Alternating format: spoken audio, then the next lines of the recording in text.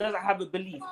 Good will come to those people who do good. Bad will come to those people who do bad. The way you treated Wilder was damn right disrespectful. Respectful. Karma. Yeah, it's karma. Karma. Straight up. Yeah. Hey, Dwayne, He was like, DJ, you remember when I interviewed Eddie? Do you remember when I interviewed Eddie? Eddie was like, no, he don't deserve that money. Da-da-da-da. I was like, what? What you mean he don't deserve that money? Do you remember when I asked Eddie, right? And I said, Eddie, are you gonna pay Wilder the $50 million that you said you was gonna pay? He was like, nope, I'm not paying him that. You remember when he said that? Hey, Dwayne, I thought you was Jerry Hurd, man. I was about to be like, what the hell we got Jerry Hurd here for? yo. So listen. So I was saying like, yo, Wilder type messed up because now he got that extra fight. Like, even if Louise win the rematch, right? Now Louise is gonna have to fight another opponent. I was saying like, yo, I don't even trust Louise to keep the titles outside of Madison Square Garden. I feel like he could walk outside Madison Square Garden and lose the heavyweight titles. Like, damn, like Wilder signed that contract too early, son. Now he's going back. Now he's going to fight Fury, right? And Louise is gonna be the champion. So Louise, but he can retract that contract though. He don't have to. I tell you this right now, yeah. The person who's in play for a title now is Dillian White. Because if Dillian White beats Rivas, yeah, and say Ruiz beats AJ, they can make that fight. Well, I see what you're saying, because Wilder's already penciled in. He's already penciled in. Yeah, so see, you're right. Or because Big Baby would have to come back because remember Dillian White. I think I think Dillian White is one of the top fighters in the sanction body for the WBO as well. So, it also would have to be a rotation though. So he has the top for like 3 of those belts actually. Where's my belly? Move, please. So the WBO, WBC, and the IBF, I believe. Yeah. So yeah. See, so shocking shit, boy. Shocking shit, man. Shocking. This shit even bought me on YouTube, dude. Hey, Coyotes, you think the war's over right now? I think it's over from this standpoint, man. All of the back and forth for Joshua, because like Zone 6 said earlier, man, all of the luster is taken away out of the fight because he lost. Yo, you know what the luster is gone. Yo, you know what I didn't know either though? I didn't know that Al Heyman managed Louise. Yeah, of course. Yeah, Al Heyman's got all the belts. Yeah. Yo, I did not know that. Yo, the whole time I'm sitting here thinking like, all right, so when you see Watson, when you see Sam, was it Sam? What's it, Sam Watts or what is it? When you see that, that's Al Heyman. He represents Al Heyman. So I'm thinking like, yo, listen. So they was able to negotiate a contract with this guy, and he's with Al Heyman, but y'all can't negotiate the contract with Wilder. Because it's a different circumstance, fam. Like that fight didn't take nothing to make because Ruiz only made between $3 or $5 million. Wilder is going to dictate everything, so he's going to get at least close to 50 or 60 for it. So it's 2 different circumstances. Like it's easier to put a guy in there that's only going to make a handful of money. No. I'm not talking about that. They was acting like they didn't want to do business with what you call it, period.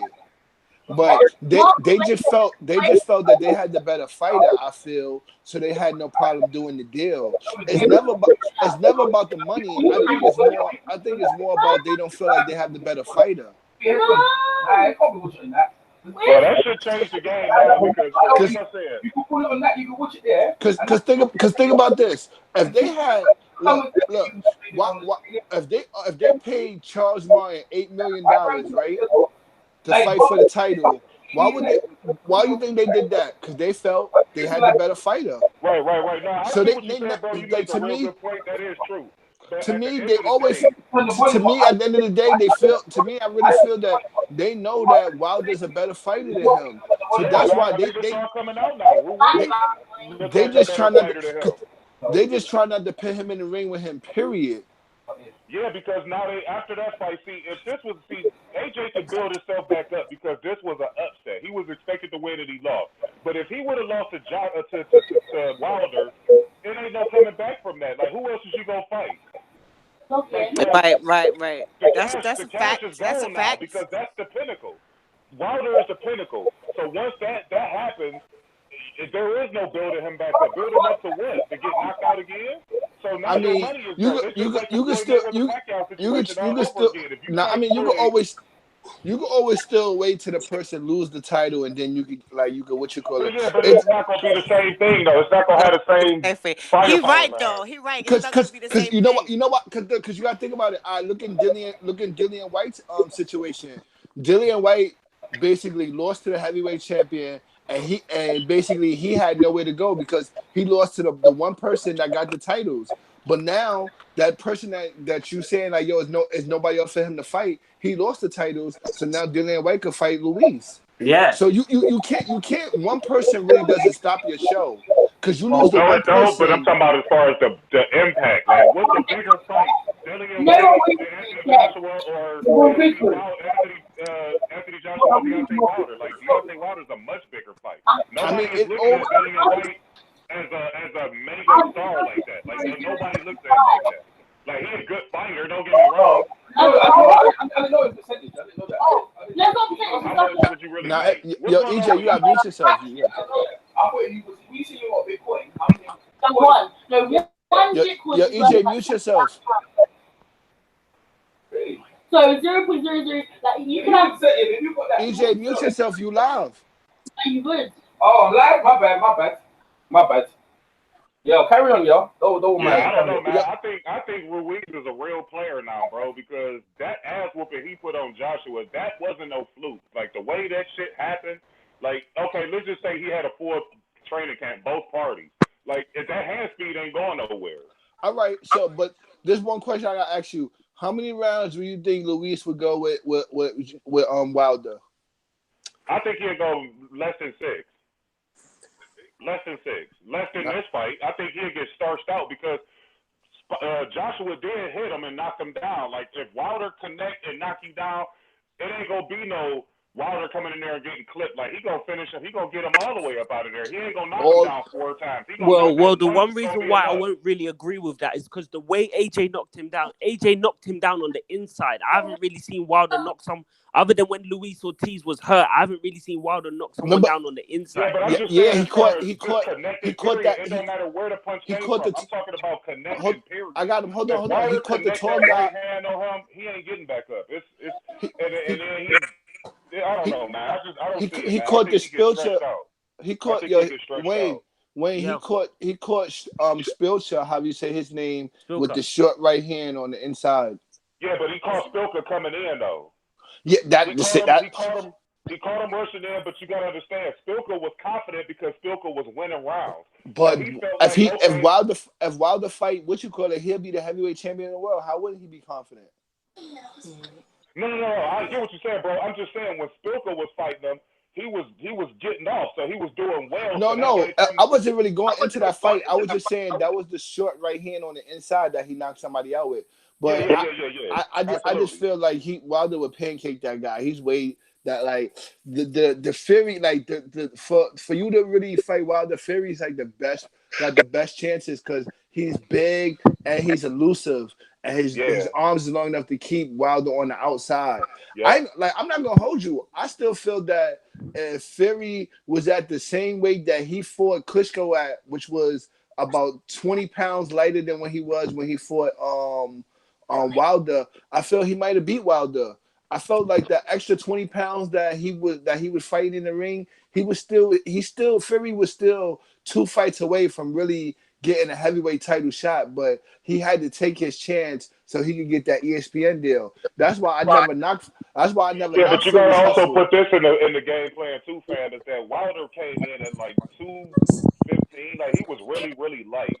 So if he bulk up a little bit, and like he was when he fought Brazil, like if he was to bulk up, because Tyson Fury looked a lot bigger than Wilder was. Yeah, but his size, remember Fury was staying on the outside. What I'm trying to say is Fury was still, for his game that he moved around, he still had to carry on 20 extra pounds than he did when he won the title.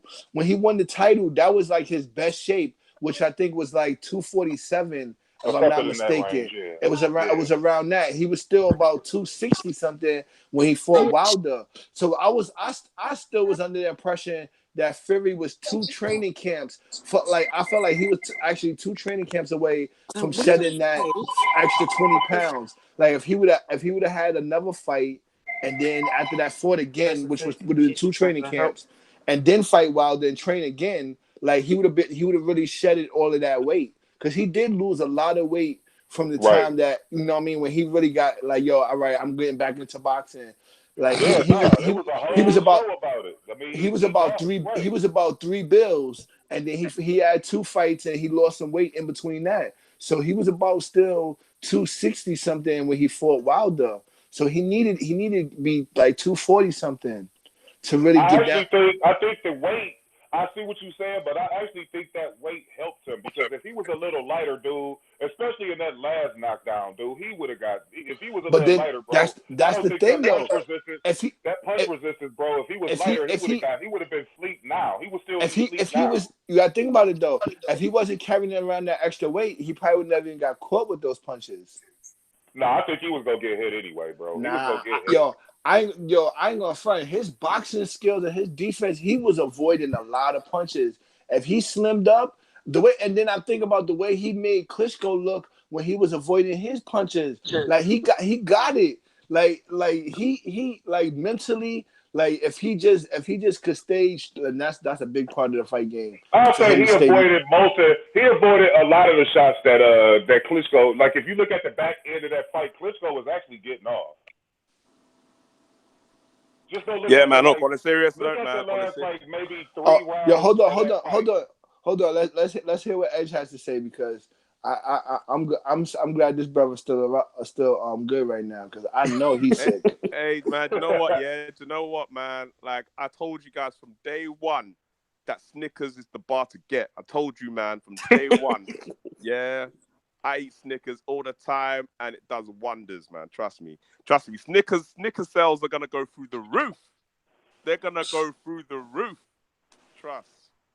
Man, I mean, well, I keep a box of ice cream Snickers in my freezer, so I know what you mean. Those things is addictive as hell. And those Magnum bars is too, bro. I love those too.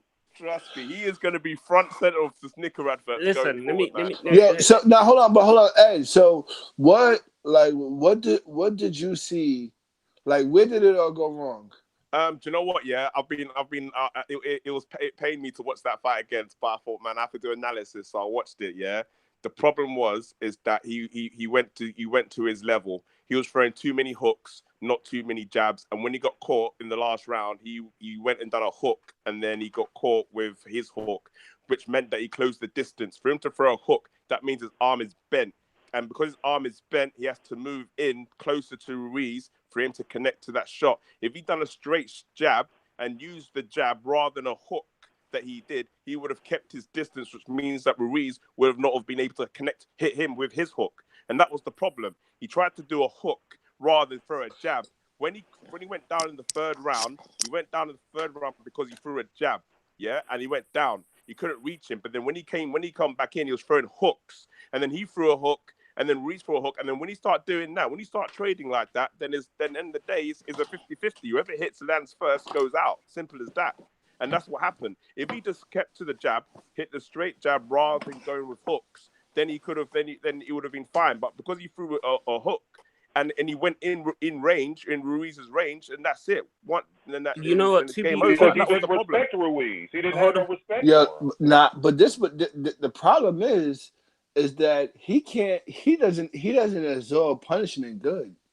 No, but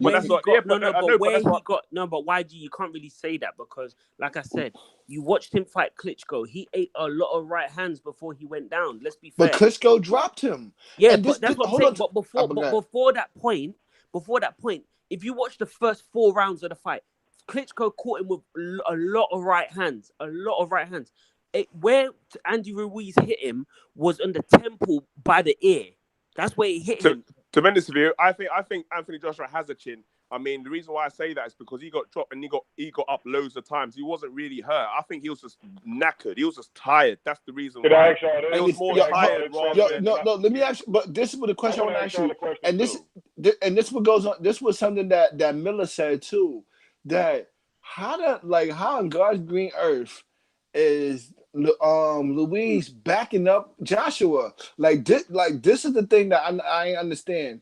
That this man is way bigger than him, and he is getting backed up in this fight. And this is before he even got hit with the hook. He was getting backed up. Like he was never. Because you got to think like I understand what you're saying, but you have to also take into context that if he doesn't back up, then he's playing into Ruiz's hands. He's got the reach. How? Because if he stands tall, hold on, time out.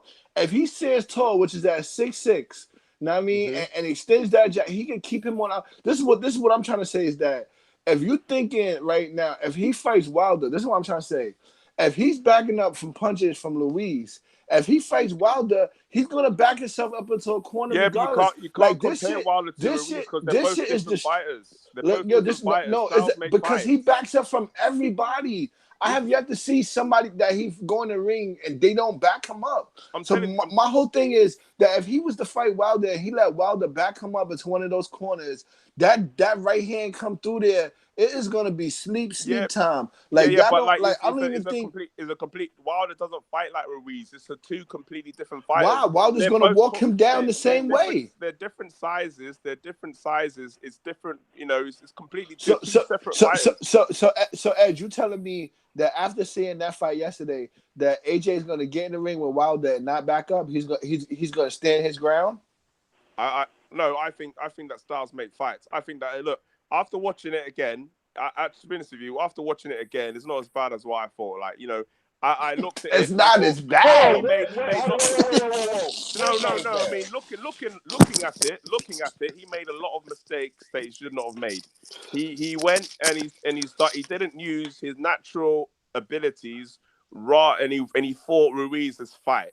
If he went and look, I can tell you now. Look, I'm telling you this now. Right, record what I'm saying to you. In the second fight, he ain't gonna be doing no hooks. He's be going throwing jabs, straight jabs, counter punches, and that's it. And he's gonna knock him out by doing that. He's not gonna be doing hooks because he knows now. He understands now. Ruiz ain't no joke. I told people before, Ruiz ain't no joke. I put a video up already saying Ruiz ain't no joke because people said because he looks like a snicker person. Even now, people are taking the mick.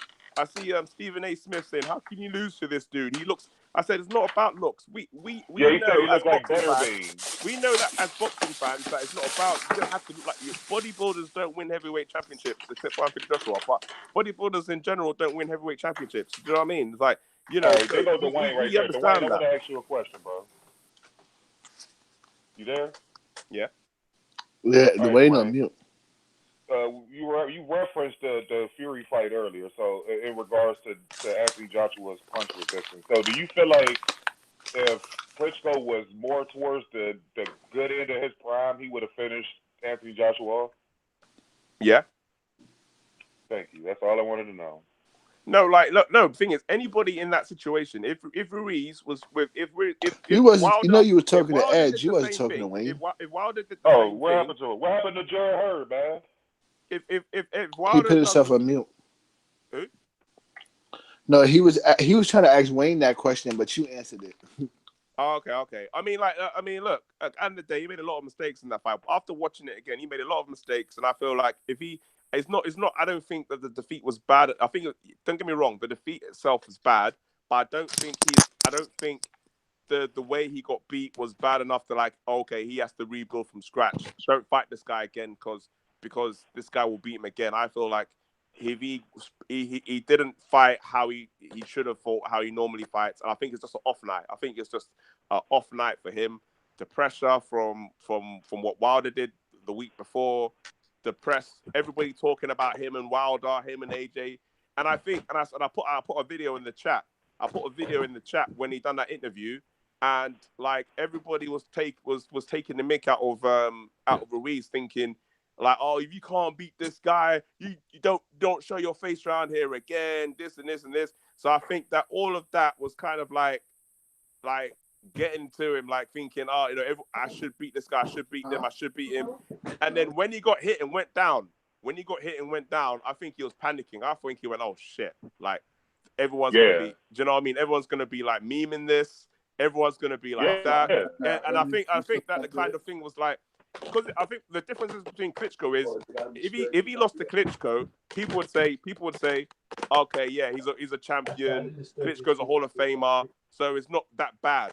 But because it's Ruiz, he's gonna be like, oh shit, like, and I can't. Do you know what I mean? I think it was just panic mode after that first knockdown. I think he just lost it after that first knockdown.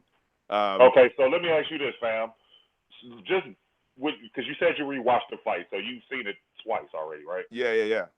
Okay, so based off your knowledge, what can Anthony Joshua do differently to win this fight? Because in my personal opinion, I think it was more when he downed Ruiz, the pressure of what Deontay Wilder did previously kind of weighed in, because I've never seen Anthony Joshua go in the way it's normally a meticulous attack where if he hurts you, then yeah, he'll be more patient and he'll do this and this and this.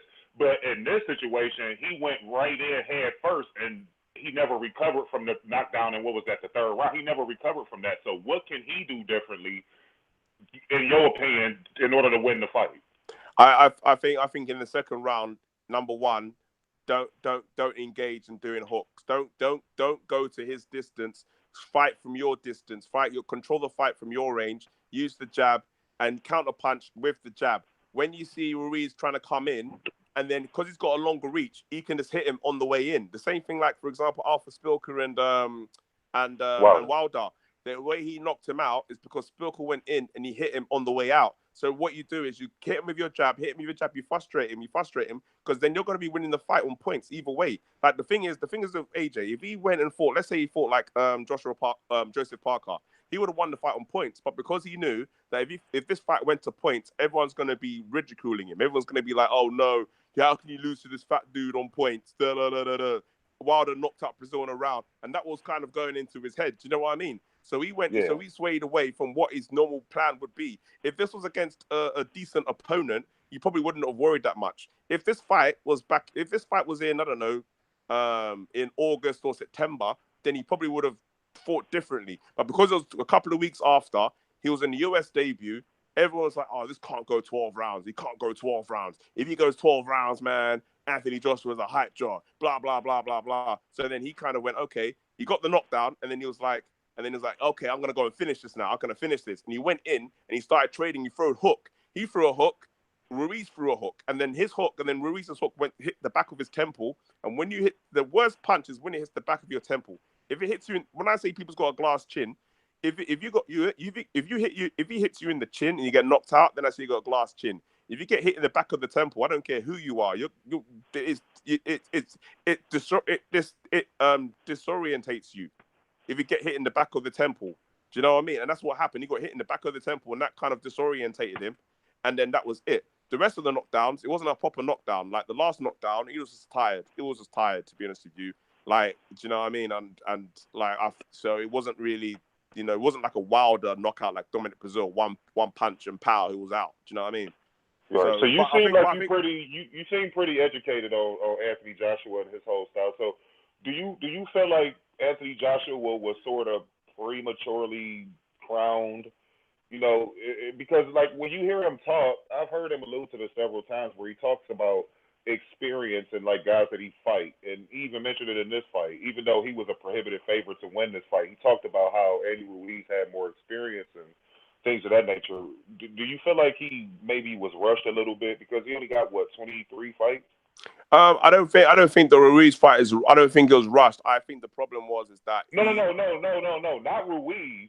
Oh. Not this fight. I'm just saying in regards to his career period, because the confidence level, I pay attention to everything that's not actually the fight. I look at body language and stuff like that because he just didn't look as confident in going into this situation, his American debut and him living up to the Wilder Brazil pressure and things like that. Do you feel like his career was maybe rushed to a degree? Not all the way, but like, enough to make him lose to Andy Ruiz? I don't think in relation to Andy Ruiz, I don't think it was rushed, but I think in regards to his whole career, I think his career has been rushed. But this is why I think it's funny when people are saying Anthony Joshua is ducking this, ducking that, ducking that. It's because everybody said to him to slow down. Everyone said to him, no one didn't want the Klitschko fight. His trainer said no. Eddie Hearn said no. You're the IBF champion. Let's leave that alone. Leave it alone. But it was Anthony Joshua said, no, I want to make this fight. I want to make this fight. So they made the fight. People was thinking that Anthony Joshua's not the boss. Anthony Joshua makes the decisions on who he fights who. And after that now, so he was saying, oh, I want to fight Wilder, I want to fight. He wants these fights. But the problem is, obviously, but the problem is you can't control. Fighters are fighters. They want to fight anybody. Do you know what I mean? They want to fight everybody. But then it's kind of like the opposite. Like, okay, but now in hindsight, you can say that maybe Wilder is maybe doing the right thing in regards to listening to his team, because now his team is saying, no, don't take the fight now. Wait until 2020 or whatever. Fight. Do you know what I mean? Whereas Anthony Joshua was like, no, I want these fights now. I'll fight this guy. I'll fight that guy. I'll fight this guy. Do you know what I mean? Where maybe he should have maybe slowed down a little bit. But I don't think that in itself has got no bearing on the Ruiz fight. I just think that the wrong advice was given to him. And I think that even from Eddie Hearn himself, he said, you have to try to get a knockout. You have to try and do this. You try and do that. And what they should have said to him is like, it was like Floyd Mayweather is a good example. Now, when I compare Floyd Mayweather, I'm not talking about skills or ability or Hall of Famer. I'm talking about in regards to the mentality going into a fight. That's what I'm talking about. Floyd Mayweather, he sees Manny Pacquiao knocking people down, knocking people out. Floyd Mayweather don't care. He fights his own game no matter what. Yeah, Manny Pacquiao can get a knockout the week before. He's like, okay, that's good. That's good for him. But I'm going to be winning points 12 rounds. I don't care as long as I get the win. Whereas that's what Anthony Joshua's mental approach should have been. He should have been, okay, that's great. Wilder got the knockout. He done the knockout. But I'm going to do things my way. If this goes to points, it goes to points. I don't care. My main objective is just to win. But he didn't do that. He listened to everybody. He listened to, do you know what I mean? And he swayed off his game. And that's what was happening. And I think that what he needs. So, and if I was his coach, and I was his manager, and if I was like the coach and trainer, I'll tell Eddie Hearn, look, I don't care what you want. You might want him to try and knock people out, but no, he needs to kind of go to basics. And if he goes on points, he goes on points. If he goes to whatever, he goes to whatever. Do you know what I mean? Like, and that's what he needs to do. He needs to go back to basics, start off on the jab. The thing is, because if it was Wilder or Fury, then it'll be different because they're taller athletes and they've got the same range and the same similar ability. So then you can say it's tough. Because Andy Ruiz is so small, the guy is so small, right? When you see the face-to-face off, a guy like Ruiz, no offense, should not beat someone like Anthony Joshua with the ability that he has got in him. Do you know what I mean? If this was I agree, man. I agree. If this was Dominic Brazil, then it'll be a completely different scenario because Dominic Brazil doesn't have the ability that Anthony Joshua has. So then, that was the almost mistake of picking a Gerald Miller because they was trying to almost mimic Miller because that's who they were preparing for. Because if you look at Miller's physique, it's similar to Ruiz's. He's not as fat, but it's similar, and he got pop of steroids, of course. And then you look at the punch output and the hand speed is similar. So they wanted to try to mimic Miller to a degree, and it backfired. Yeah, exactly. And also, he didn't let his hands go enough.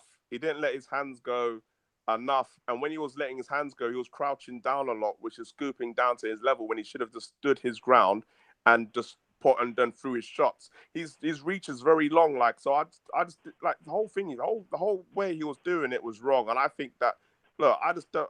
The only reason I can think of is to why he's doing it, why he did that. I just think it was the pressure to try to get the knockout, the pressure to try, and he went off his game in trying to do it. So the more I watch it, the more I'm looking at. The more I watched it like, I don't know, I watched it about 10 times, man. And I was looking at it, I was thinking to myself, man, like so many mistakes. And I think that, and I don't think it's that if I was his coach, I'd be thinking, okay, like, do you know what? This loss is good for you. This loss is good for you because now you have to listen to what I'm saying to you now. You have to listen to what I'm saying to you because but that coach also has some learning to do because when he was asking them, which is what he shouldn't have been doing anyway, but it was like they didn't give him proper instructions. Like they didn't know what to do because it was an adverse situation. And they didn't know what to do in that adverse situation because they never seen that before. I mean, you saw it in the Klitschko fight, but that was a different circumstance. And like you alluded to earlier, it would have been more acceptable for him to lose to Klitschko because Klitschko was a world champion and a Hall of Famer. Andy Ruiz was picked because of Gerald Miller's inability to not cheat. So it just didn't look bad. It looked all bad from the corner, the whole approach over in America, coming to America when he really didn't have to. Everything was just wrong. Like the whole game plan was wrong. I never lost to Andy Ruiz. I think when you're in the corner, you don't have to go into detailed chat with him because at the end of the day, you're in the corner for what, a minute? So you don't want and plus if you've been hit, you don't want to give him too much information. You want to give him enough information so he's able to do it. So, but the thing is that he was ignoring the information even before the third round. He was ignoring the information from the corner. Because they didn't know what the fuck they were talking about. That's why. Because he looked at that and was like, what the fuck are y'all saying? What are y'all talking about? I understood what you were saying. I'm saying, yeah, but you wasn't in there getting punched 17 times in 2 minutes. The thing is, it was basic. The thing is, it was basic stuff. It wasn't like it was overcomplicated where Ed Josh was like, why are you crouching down? Keep your distance, keep your jab. When he comes in, you counter. Now, and let's not pretend when you're in training camp, these things are not being said. This has been said throughout training camp. So I doubt that anything that Rob McCracken said to him is something that is brand new that he just found out just now. No, I'm not saying that. I'm not saying that, dog. Like, you missing my whole point. Like, what I'm saying is when you said that he wasn't listening to them, yeah, I'm saying because in the heat of the battle, if they're not saying something to you that makes sense to you that you should be able to get right away, then yeah, you're tuned out because you're in a fight. So as a corner person, they should be giving him instructions that he can take in right away because he's getting punched a lot. What they were saying just wasn't registering to him, man. So, yeah, but that might be a problem with Anthony Joshua then because it might be a problem. It probably is then because it's ridiculous. Because when I watched it, I don't know how you watched it, but when I watched it, I saw what he was saying in the corner and what the guy was saying in the corner makes sense to me.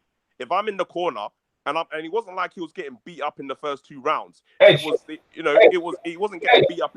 Let me ask you when he was sitting in the corner. When you're tired, like when you're tired when you've done anything, yeah, someone's telling you, do you listen? Well, after 2 rounds. When you're tired. And when you're tired, yeah, any sport, right? Basketball, athletics, any football, right? When you're tired, yeah, the brain doesn't take information in. So it's like you was clear-headed, was not being hit and not fatigued, yeah? Yeah, of course it is. But to someone in the corner, right, who's basically fatigued and they got back and his habits, right? AJ inherited habits, right? Because most of the time he's fighting guys at a certain height. But even in the amateurs, yeah, he probably didn't have to fight that many short guys. Maybe they stayed away from them type of guys, yeah? But bro, you can obviously clearly see, and he's in the tackle fight, he struggles with that. So why the fuck, yeah, did they pick a guy, because they picked the fat large, yeah, to make him look like he could punch up. That's what, it was a joke. And he ended up looking like a clown. That's what happened here. They tried to make a joke. And the thing is, beaten short guys before, man. He's beaten short guys before. But not to this magnitude, man. You're saying the instructions, yeah, from Ron McCracken would have saved it. Ron McCracken could say that the reason why is because he was blitzing him. What Andy Ruiz was doing, he was throwing a cluster of punches that Joshua blocked some, but he couldn't block all of them, right? And he was in range, yeah. And you're talking about using a jab. Yeah, he should have been snapping the jab quicker. But what if you saw what Ruiz was doing? He was learning how to evade the jab and get in close. Mike Tyson, Ruiz to beat him. So you remember, and listen, Mike Tyson was a master of getting close to big guys. And you can see Ruiz, even though he's fat and all that, he had more experience than AJ, and he was cleverer. And that's when he got in range, he didn't hang around. Yeah, I just feel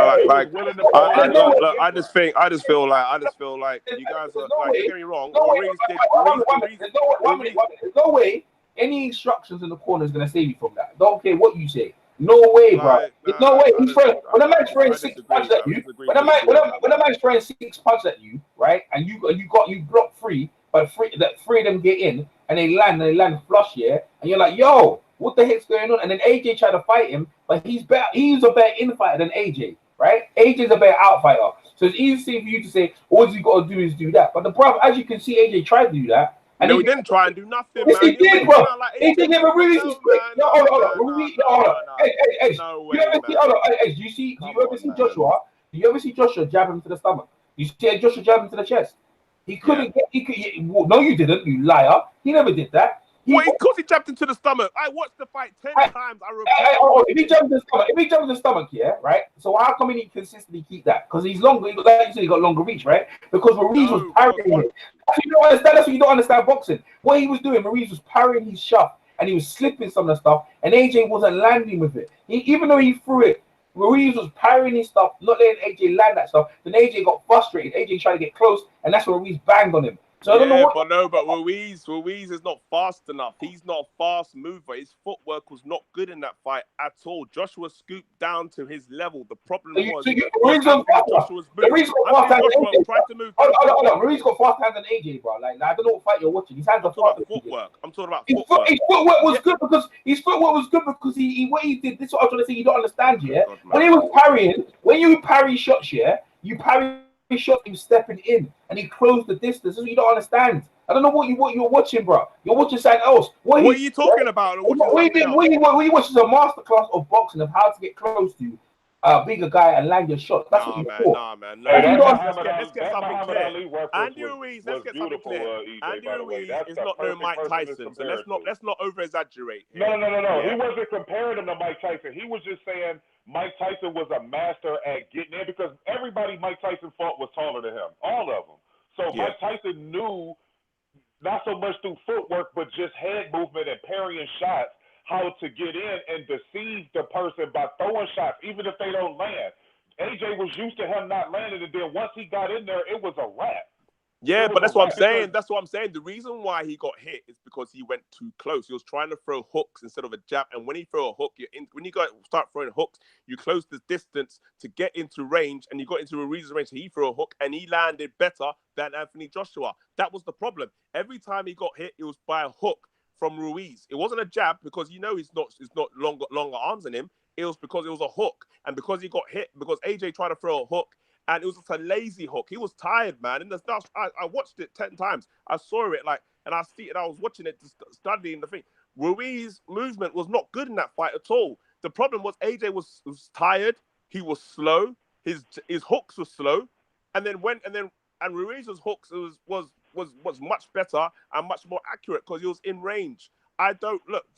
This is why I'm looking at the whole situation. Because Ruiz is a faster fighter. That's what I'm trying to tell you. He's a faster fighter. He's shorter and he's naturally faster. That's why Takam got close to him. So you can't see the signs when Takam got close to him. So he got headbutted with Takam, right? Because Takam, was slipping, but Takam didn't know. Takam's arms are very short. He didn't know how to throw punches. But Ruiz, his arms are longer and he knows how to throw punches. You see, the ringers, you should understand it's about distance, right? So when you're in a ring with someone, you throw a punch where you're powerful in your distance. So when Ruiz threw his punches, he knew in that range. If you saw when he was hitting the pads, he threw it at that range he was throwing. It hit a lot of power in it. So and a lot of power, and he could throw like 6-7 punches, in that range with powerful shots. That's what he did. So what Anthony Joshua should do in the next fight is to keep that range of the jab and counter him. No. That's what he tried to do the first time. That was the game plan this time, though. That was the game plan they tried to do this time, and it never worked. What I'm trying to say to you,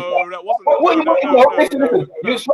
I'll tell you how to beat it. I'll tell you how to beat Ruiz, right? And this is what you don't know, You put on the back foot. No. I know you don't know because you don't know boxing. Okay, then you go on. I'm telling you how you beat him. You put Ruiz on the back foot. A lot of guys are aggressive coming forward, but they're not aggressive fighting on the back foot. So as you can see, Ruiz, he's very aggressive coming forward. So how do you put him on the back foot? So as soon as he gets close to you, you tie him up. When the referee goes break, you put him in range, When he gets close, you pit him and then you tie him up immediately and keep going. And what you do, you tie him up. That's what I just said, man. That's what I just said. No.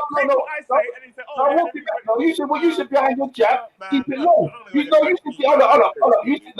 said behind your jab, keep it long. I didn't say that. But you didn't let me finish what I was going to say. I said the way they do it, and then when he comes in range, use your weight.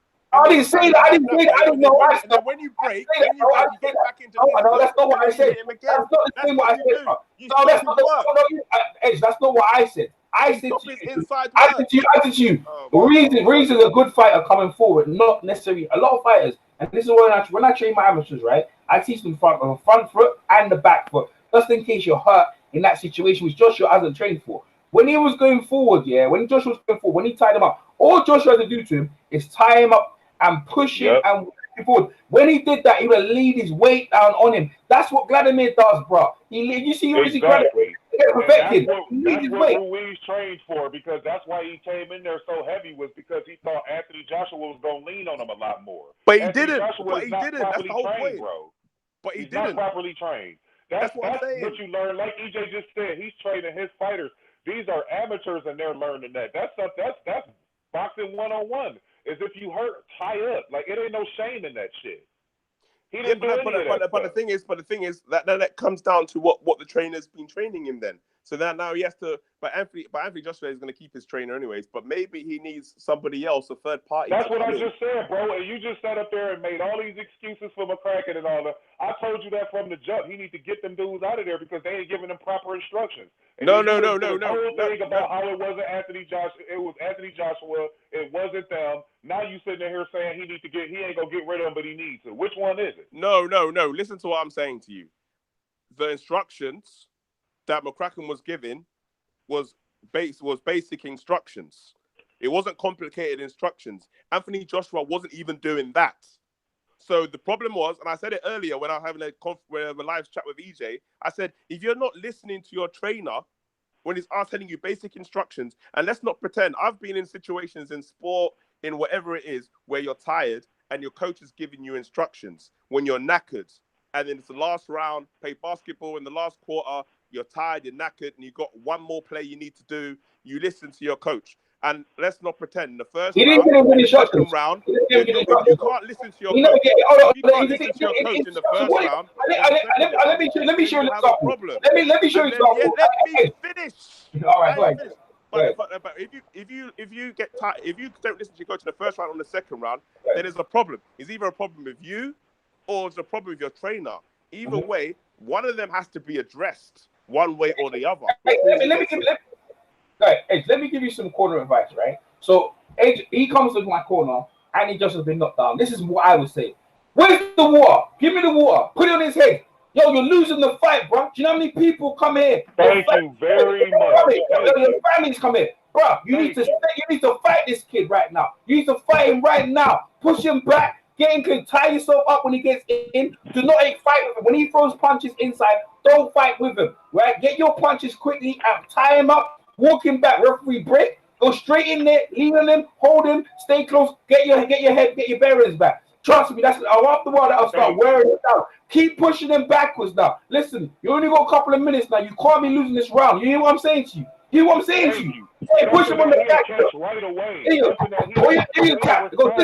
I use the tap. And I go, yo, listen, I'm telling you, bro, you can't lose this fight right now. Do exactly what I say. You'll win this round. And that's what you need to do. That's how why you need to jab? Why are you not doing this, Joshua? Why are you bending down to his height? Why are you doing? Yo, bro, that's the way you talk, bro. You know what? Yeah, it just comes down to certain situations. Everyone's got their own way. Every corner man, when they speak to their fighters in the corner, they've got different ways of speaking to their fighters in the corner. You've seen different fighters like slap the fighter in the face and say, "Wake up." You see another one saying, "Calm down." There's different ways. Exactly, but stuff like that works though, fam. That's the point that I was trying to make, is that you have to say shit that's gonna get caught exactly like right away. Like he just said, put the water on his head. You're losing. Any fighter is gonna respond to that. They're gonna know you just said that shit. So after that, then you got their fucking attention. That dude didn't do any of that shit. It's like he was lost because it was like, what do I do? This is an adverse situation, and I don't know how to handle this shit because I've never seen this before. That's the way that shit looked on the screen. No, if I was in this, nobody knew what they was doing. If I was the corner man, I'd be like, "Are you tired? Can you move your arms? Yeah. If you can't, if I see you have your hands down in the third round, I'm gonna assume that you're tired. I'm gonna wave this fight off. Yeah. Simple as that. I'll threaten him.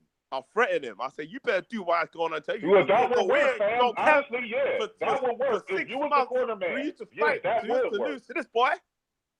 That would work. But see, he didn't do any of this shit. He looked lost. He looked confused. He looked just as lost and confused as AJ did. So you got two lost and confused people. That's not a recipe for success. He just looked outmanned in there. It was like it was only one Ruiz, but it looked like it was 10 of them in there fighting him, bro. Like it was ridiculous to look at because he 6'6" and he just so overbearing, and it was just like, how are you losing to this plumber? Like get out of here with that trash. I mean, get this is the thing, here, man. This is the thing, yeah. And people were saying that Anthony Joshua quit, and I think looking at it, I mean, I don't think he quit. But at the same time, I just think I think he was just done. He was just done. Because they made a good point. Because they made a good point. They made a good point. No, because listen to what I'm saying. Because the people, the commentary people, made a good point. Because they said that when you're in the corner, and he was you're supposed to put your hands the guard to say that you're okay. But then Anthony Joshua had his hands on the ropes because literally, if he had his hands off the ropes, he would have fallen, and then the referee would have waved it off. So he was afraid that he would have because if he stood still on the ropes, he would have said, "Look, I'm okay," and that would have given him enough time. So but because he didn't have his hands and go, "No, I'm okay," then it was like the referee said no, he waved it off anyways. So I don't think it was a quit stance. So I think that was a good point because he was off on his feet, he was knackered, he was out. Do you know what I mean? And he tried to carry on, but that's not how it was. It's different with the Amir Khan situation because the Amir Khan, he quit. Like he was like, he looked in the corner, he went to his corner guy and went, like, "Oh, you're okay," and it's like, and then that was it. So that's a completely different scenario. That's all it takes, dude. That's a distress signal. That's just like what you said. He had his hands on the ropes. You don't do shit like that. Those are distress signals. That's you waving the white flag. You trying to get out of the fight.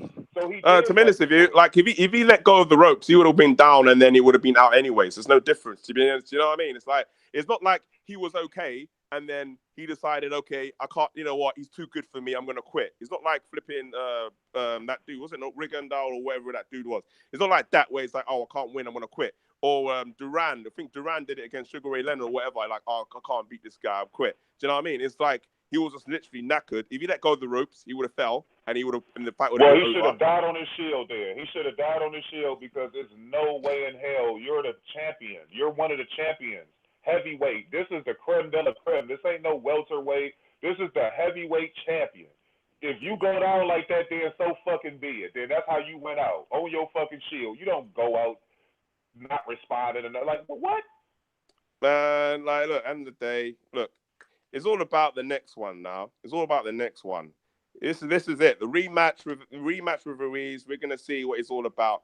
I'm worried about the trainer, man. I'm worried about the trainer. Like, he needs to have a third party in there, someone to overlook things, someone to have a look and see what's going wrong.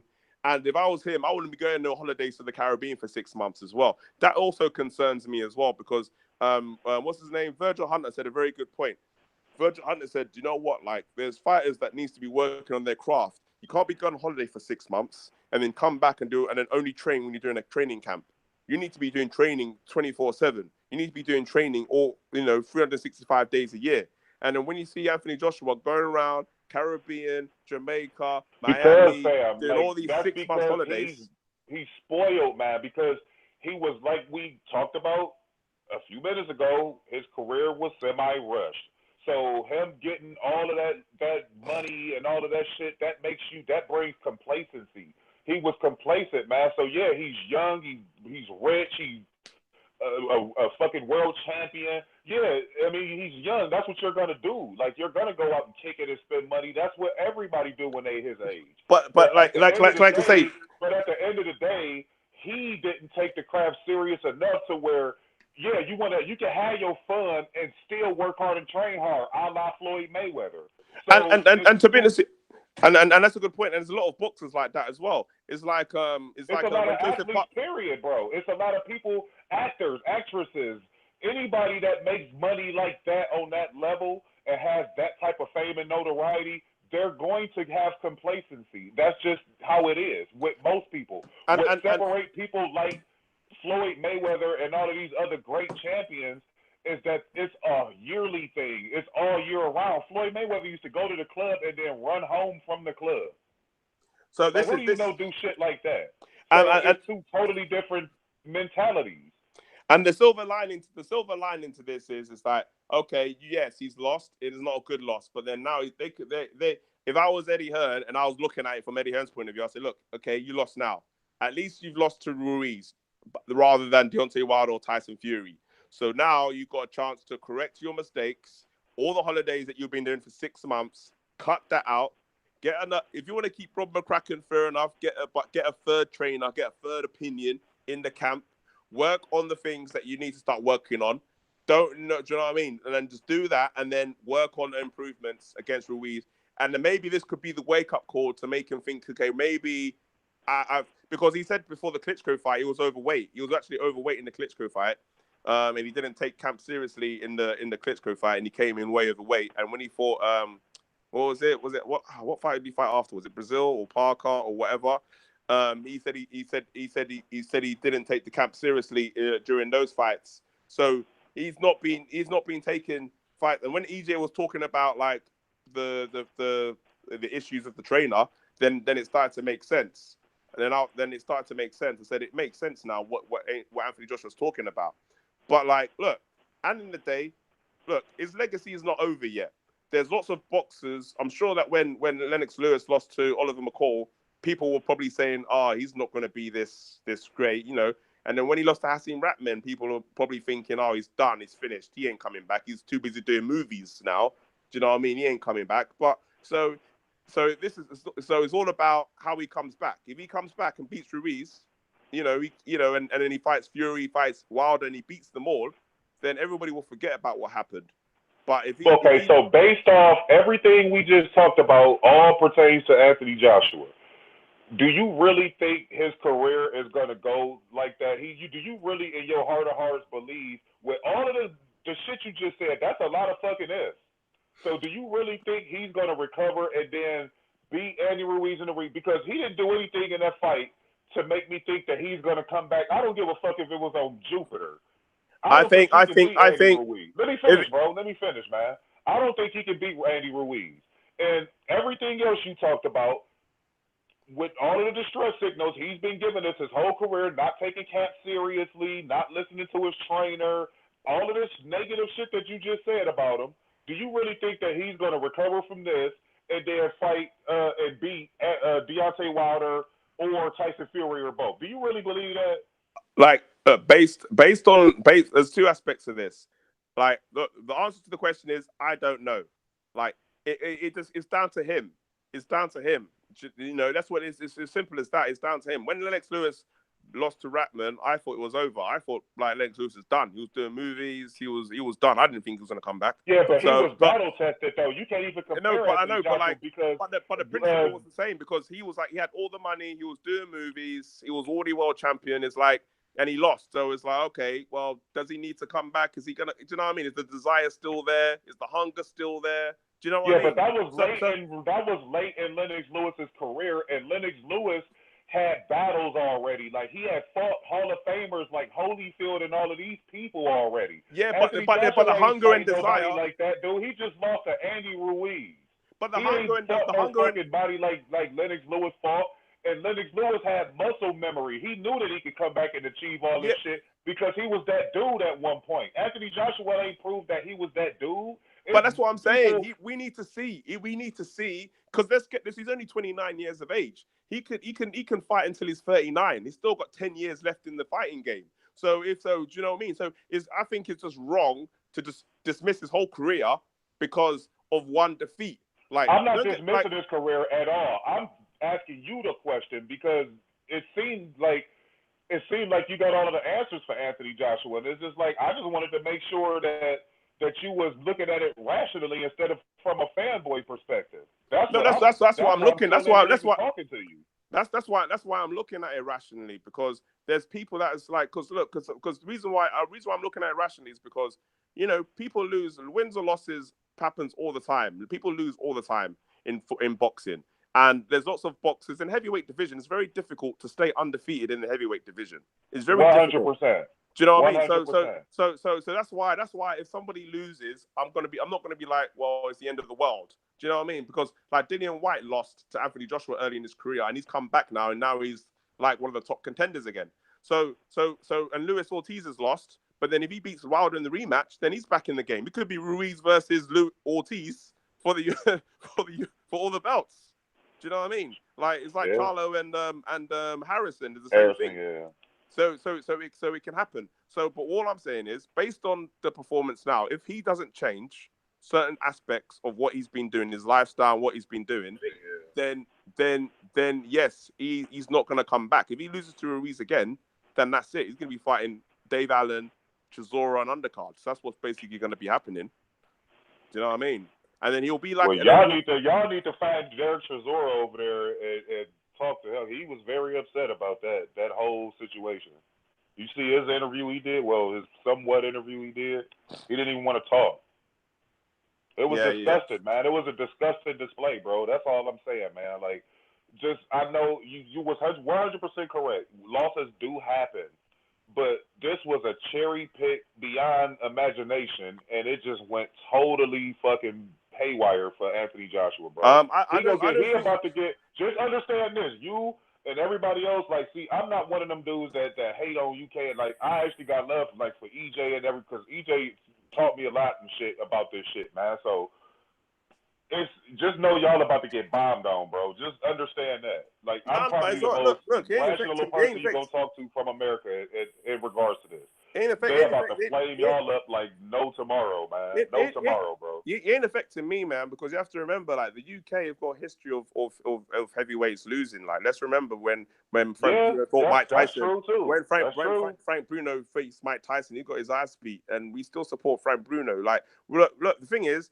like, I understand that Anthony Joshua, who knows, Anthony Joshua may not be the best heavyweight in the world, like, at the end of the day, or may not be a Hall of Famer or whatever. But, like, to be honest with you, it doesn't matter to me. Like, do you know what I mean? Like, end of the day, I'm a fan of boxing. If he comes back and wins, great. If he doesn't come back or win, that's great. And yeah, are we going to be disappointed? Yeah, as British fans, we like our athletes to do well, great. But it's not the end of the world. Do you know what I mean? Like, you know, there's going to be we've got other British athletes that are up and coming. Dubois, we've got Joyce. It's the end of y'all world, bro. Other British athletes that are competing as well. Tyson Fury, you know. It's the end of their world, man. I want to ask you this, fam. Before this debacle, did you believe that Anthony Joshua was gonna beat Deontay Wilder whenever they fought? Like, it don't matter if it was yesterday or 2 years from now. At any point in their careers, did you feel that or no? No. I believe that Anthony Joshua would have beaten Deontay Wilder, and if they fought. And even after this defeat, I feel like if he comes back and beats Ruiz. And beats Ruiz and looks good doing it, then I think that he can beat Anthony Joshua because all these heavyweights are all flawed. All these heavyweights are all flawed. Any one of these heavyweights could lose to each other at any point. Do you know what I mean? Like, there's no heavyweight that's like perfect and like the elite heavyweight. Do you know what I mean? Like, if these heavyweights were fighting in the era, I was watching the era of heavyweights, and I was looking at like the Holyfields, the next Lewis, even Tommy Morrison. I was looking at Tommy Morrison. I was thinking if Tommy Morrison was fighting in this era right now, he'd probably be one of the top heavyweights in the world. Bro, but that's all hogwash. That's not what I asked you. I don't give a fuck about Tommy Morrison. I simply asked you a question in regards to Wilder and Joshua. If you believe that Wilder would lose to this dude, you are out of your fucking mind. But like I say, that's all if buts and maybes. That's all. Look, once he hits that right hand on that chin, which is going to get hit because Anthony Joshua throughout his career has not displayed anything that would allow me to think that he's going to get away from that right hand. I don't give a fuck what round they come in. Once that right hand connects on that glass chin of his, it is night time. Okay, it's good that the Wilder fanboyism is coming out. I'm not a Wilder fanboy. It's cool, man. It's cool. Like, I didn't present myself coming in here as a Wilder fanboy. I'm looking at this from a logical perspective. But that's all if buts and maybes. That's all if buts and maybes. That's all if buts and maybes. I'm looking at this from a logical. I'm not a Wilder fanboy. I do like and support Wilder. Yes, I do, 100%. But just because No, that's not really a logical perspective because you're comparing Ruiz, a smaller fighter, to a taller fighter. Here and say you just sat here this whole conversation and made it seem like you was fucking Anthony Joshua's lawyer the way you was in here defending everything. I don't give a fuck what you say. I mean, I didn't defend nothing. I didn't defend nothing. I said it was a bad performance. You were sitting in here talking about his corner. You was in here talking about this and this and this and this and this. Everything but what just took place. What just took place was Anthony Joshua just got embarrassed by somebody that was cherry picked because Gerald Miller we're talking backfired. Check it out. But you asked me a question about the things around there, so I answered the question, isn't it? So I answered the question. Check it out. But at the end of the day, I said it from the beginning. I put a video out and I said, look, Anthony Joshua's going to get heat now. The Wilder fans are going to come out and they're going to hate on it. And he Andy Ruiz a poor performance. And the day, this is all on AJ. But the key thing is he going to bounce back? And that's the key. If he bounces back and he beats Ruiz, he beats Fury, and he beats Wilder, then all this will be all forgotten. So, but that's a lot of ifs. That's a whole lot of ifs, though. So this is what it comes down to now. Because if he comes back and beats Ruiz, forget Wilder, forget Fury. If he comes back and beats Ruiz, then he's back in the game again. It's still he has to do that. He has to do that, though. He has to be him. Like that's the thing. He has to be Ruiz. Yeah, I know. That's what I'm saying. Anthony Joshua made Andy before this fight, dude. Nobody was talking about Andy Ruiz as a challenger in no fucking conversations. But that's why the casual fans don't know nothing. Because if you listen to what I was saying to you, I said to you that this is why people just look at Ruiz and just think he's a bum. He's not a bum. He's been in PBC for how long? Do you know why? I know who he is. I'm not a casual fan. I've been watching fights for a really long time. Listen to this. Why do you think Al Heyman hasn't put Ruiz in with Wilder yet? What? Why do you think he's a PBC fighter? Why do you think? That don't make no damn sense, man. I put it in my video. I put this in my video. I said that don't make no sense, man. Ruiz has not been in with Wilder yet. Think about it. He's a former. That don't make no sense. Because he signed with PBC like 4 months ago. That don't make no sense, bro. He signed with PBC like 4 or 5 months ago, man. He's barely even with them. That's why. Because he used to be promoted by Top Rank, and then they dropped him after the Parker shit, and then he signed with PBC like this year. He's barely even on the roster. What are you talking about? Look, you guys. His first fight with PBC was against Dimitrenko. You guys are giving me headaches right now. Yeah. So the fact of the matter is, man. His first fight with the PBC was against Dimitrenko. That's a fact. Andy Ruiz handpicked Joshua. He said he's the easiest. He said I could beat him. He's the easiest out of the three. Okay, that's what he said, man. So No. He's like, I know I can beat Joshua. He's the easiest. Easier than Dave Allen? Is he easier than Dave Allen? Yes or no? Who? Oh no, you said Ruiz is the easiest out of all the options. So Ruiz said that Anthony Joshua is the easiest out of Wilder, Fury, and himself. That's what Ruiz said. He said, I know I can beat this dude. He easy.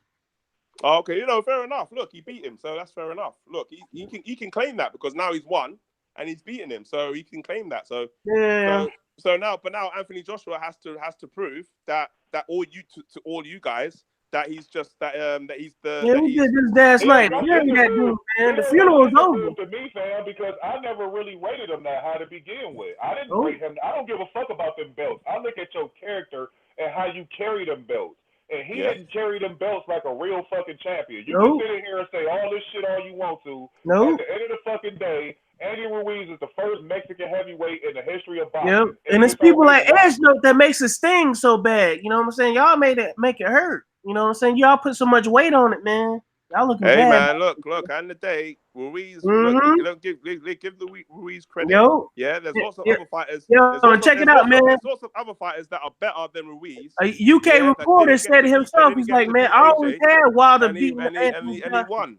You guys, man, are hating on Ruiz, man. Ruiz is I'm not hating on I'm not hating on the street, man. Now that's you hating on Andy Ruiz. I said I was happy for Ruiz because he didn't cheat the game. I remember myself saying that.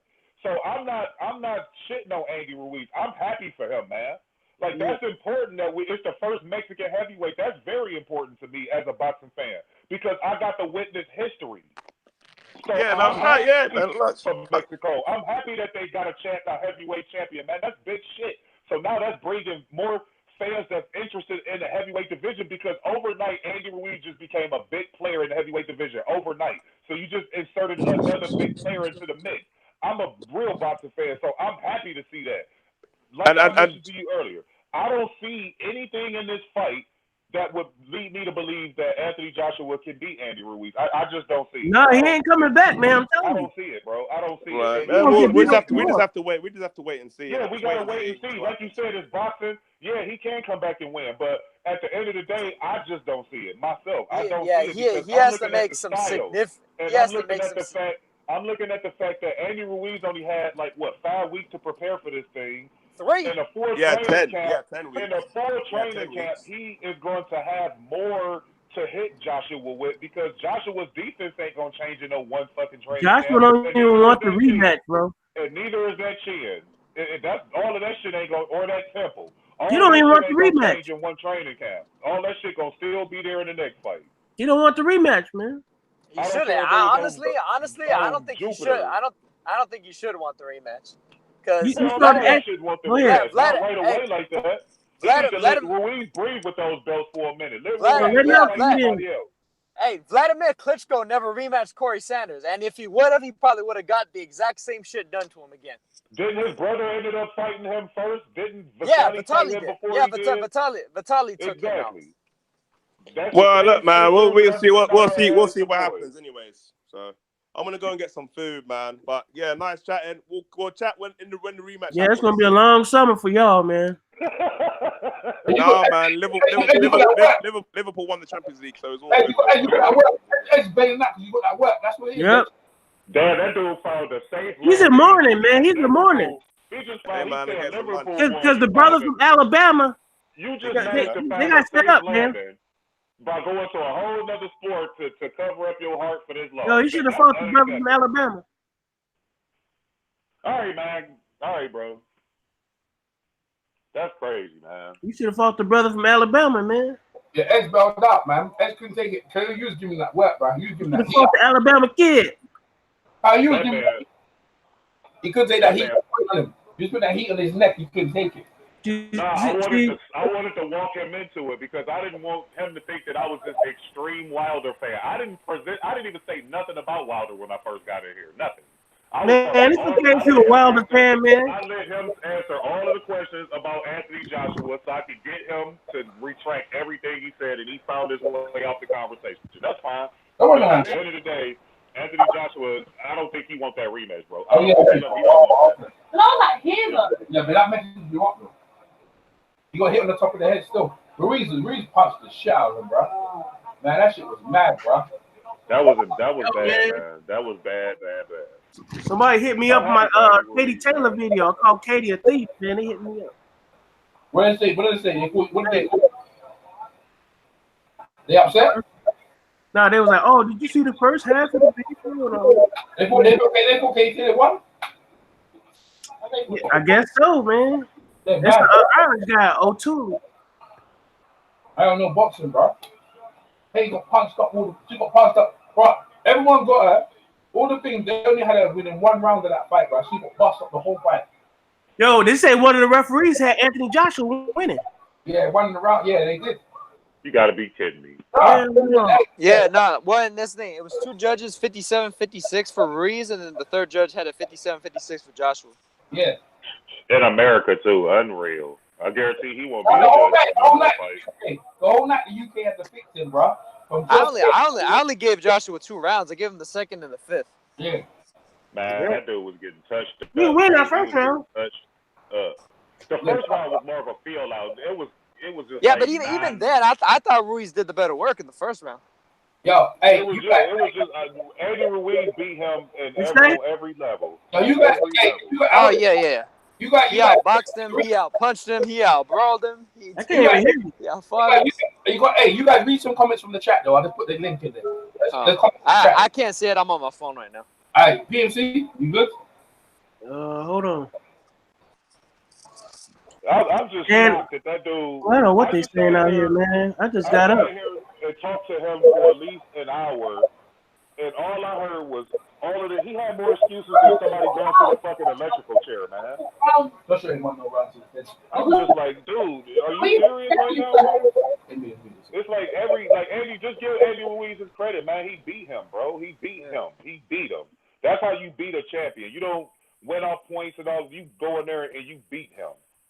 I don't care where this fight was held at. He was gonna have a problem with Andy Ruiz anyway. Yeah. It was people in here. It was people talking about if the magnitude was different, if it would have been in England and all, he would have still got beat up. He would have just got beat up. Oh, the altitude? I mean, fucking Ruiz ain't from New York. He's from Cali, right, man. That's what I'm saying. Like they was talking about the altitude, the heat in Miami, and all of this shit. And I'm just like, come on, bro. Like, dude, them hands apply in any terrain. Yep. you can spin it and say all this extra shit all you want to. I sat here and had a whole conversation with this guy for an hour, and all I heard was excuse after excuse, and I was just sitting here befuddled because I didn't think that somebody would still have any excuses for Anthony Joshua after this shit. You know, yesterday I heard somebody talking about like the potential rematch happening in the UK. They were saying that like, man, if I was Joshua, I wouldn't even want to go back to the UK without those belts. Like, I wouldn't even want to show my face out there. Man, them fans gonna be throwing tomatoes at Anthony Joshua for this shit. He should, like, what? Yeah, he let a lot of people down. He let a lot of people down. Unacceptable, bro. Unacceptable. And I wasn't. Well, and like you were saying too, the fact that he just quit too. He didn't even like. He didn't. It's not like he got knocked out. Like, you know what I mean? Like, I think that would be more acceptable because it'd be like, shit. Well, at least he went down swinging. You know. Man, that man quit. Like, he should have just went down. If he's sitting here talking about he was holding the ropes because he would have went down, and if you listen to the commentators, like, I don't give a fuck. And that ref gave him every opportunity. He gave him like four different opportunities to answer the question. At least 4 or 5 chances to do something, and he just didn't want to be there, so he quit. And then he was like, yeah, he was done. Yeah, we know he was done because he quit. That's the sign of being done. What are you talking about, man? He didn't. Edgerton or whatever. Edgetown, I don't know his name, man. Get that dude out of here, man. That dude got beat up and then he quit. Plain and simple. He didn't want to be in there because he was getting them hands attached to his face the whole fight. And he didn't know what to do. So like EJ said, he tried to get close because all of that jabbing and all that shit wasn't working against Ruiz because he was parrying the shots. So once he got in range, and see, it was deceptive because Ruiz was throwing punches not to land. He was doing it on purpose, like because he wanted to get Anthony Joshua to open up memory, thinking that okay, he throwing these shots, but he ain't gonna hit him. And then before he knew it, he was getting touched up with combinations all fucking night. Like, what is that guy talking about? Yo, man, this dude look happy as hell in this picture, man. He looks happy as hell. Yeah, because all that pressure gone now. All of that pressure to fight Wilder, all of that shit is gone now. EJ's there ain't gonna be no expectations for him because everybody feel like he can lose the fight. Yeah, look at EJ's avatar, man. This dude happy as hell. Yeah. Everybody feel like he gonna lose that fight, Anthony Joshua now. So all of the pressure is gone. Yo, man. Before that, it was a lot of people that thought he would win this fight. The Wilder fight. So the you know what? A lot of the boxing pundits, they were scared to give Ruiz a chance, but they knew he had a chance though. They just didn't want to go out on a limb and be wrong. Yeah. They just didn't want to be wrong because they put so much stock in Anthony Joshua, you know, being the boxer, the more skilled boxer, and all this other stuff, and that he will beat Wilder. Well, the thing that was crazy to me, I've said it a few times now, but like just Joshua had his most technically difficult fight against Joseph Parker. Who arguably beat Parker? Andy Ruiz. Yep. I swear to God, I was just about to say that. So just from a levels perspective, they're on the same plane. Yeah. Yep. They didn't want to come out and say it, man. Like, you know, but like, definition of styles make fights, bro. Like that's what they and that's the thing. Like styles can change that up too. Like somebody might beat somebody better than the other guy. Doesn't mean they're necessarily gonna beat fighter C. Yeah, right? That's why you throw that triangle theory out the fucking window. But ultimately, no. But still, like even the triangle theory can at least it can give you a perspective of levels. Yeah, level of true ability. Indeed, 100% correct. Yeah, it can. I mean, I just don't think he match up with him stylistically because Ruiz always fought that way. Like he's always going to throw high volume, fast punches. Like that's what Gerald Miller does, and it's like his stamina was on point. Like everything he beat Joshua on every the thing level. that's different between Miller and Ruiz though is Miller he throws a lot of punches. He's a volume guy. You know what I mean? With Miller. With Ruiz, he's more of like a quick counter puncher, and he's trying to counter you with combinations. It's like Miller's trying to roll up on you, hit you with 1, 2, 3, 4, like trying to hit you on the guard, and then like break down that guard and hit you between it. With Ruiz, it's like he's trying to hit you as you're swinging at him in the midst of that, and that's exactly how he hurt Joshua. Because Joshua would like go in there, like even after he dropped Ruiz and hurt him, Ruiz like he didn't like his first instinct wasn't to clinch. His first instinct was, now I got a chance to hit you. Yeah. Like you're coming here to knock me out. Now I got a chance to hit you. Yeah. That's exactly what he did. I think Dan the man. He was willing to put his head in there though too. Though he was willing to, because Ruiz is a tough dude, bro. He was willing to stick his head in there and get hit just to get his off. Well, and he knows that that's ultimately what was going to get him a W. He was either going to get knocked out or he was going to take him out. He was going to have to go ball to the wall, and that's exactly what he fucking did. And he displayed a lot of heart and courage and skill, and that's what Anthony Joshua lacked, all three. And his whole camp need to leave. All of that shit need to disperse. Like, he need to get a whole new everything, because up until this point, he was always rushed. Like, he caught he has to make significant. He has to make significant improvements to beat Ruiz. He has to make significant. He has to become a whole different type of fighter to beat Ruiz. Yep. Yo, you guys want to go to the chat? Shit, like, what the hell? Let's go to the chat. Yeah, go ahead, P. It was a Dan the man. Tackman gave AJ hell too, and Tackman was throwing similar shots from a lower position too as well. So. Who's this? Because you could get in on them. Mm-hmm. Fink's Art of Boxing. We'll be interested to see if Joshua can adjust like Kovalev. And then Fink's Art of Boxing said, I don't think AJ wins the rematch after what I saw, but that's why I got a mouthful of crow.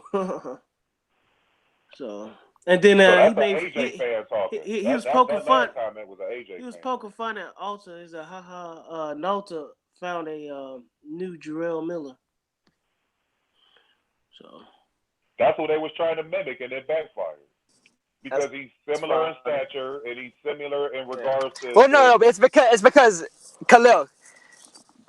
It's because of the fact that I was like the first one going out on a limb saying that Jarrell Miller was gonna beat AJ's ass, and then when he popped, positive for all that shit, that it derailed that whole shit. But look at how. No, but I mean, I was really verbose about it. Like I was really like out in the open. Like, yeah, man, Jarrell's gonna kick his ass and knock him out and shit. You know what I mean? And you probably would have been right, fam. You probably would have been right, bro.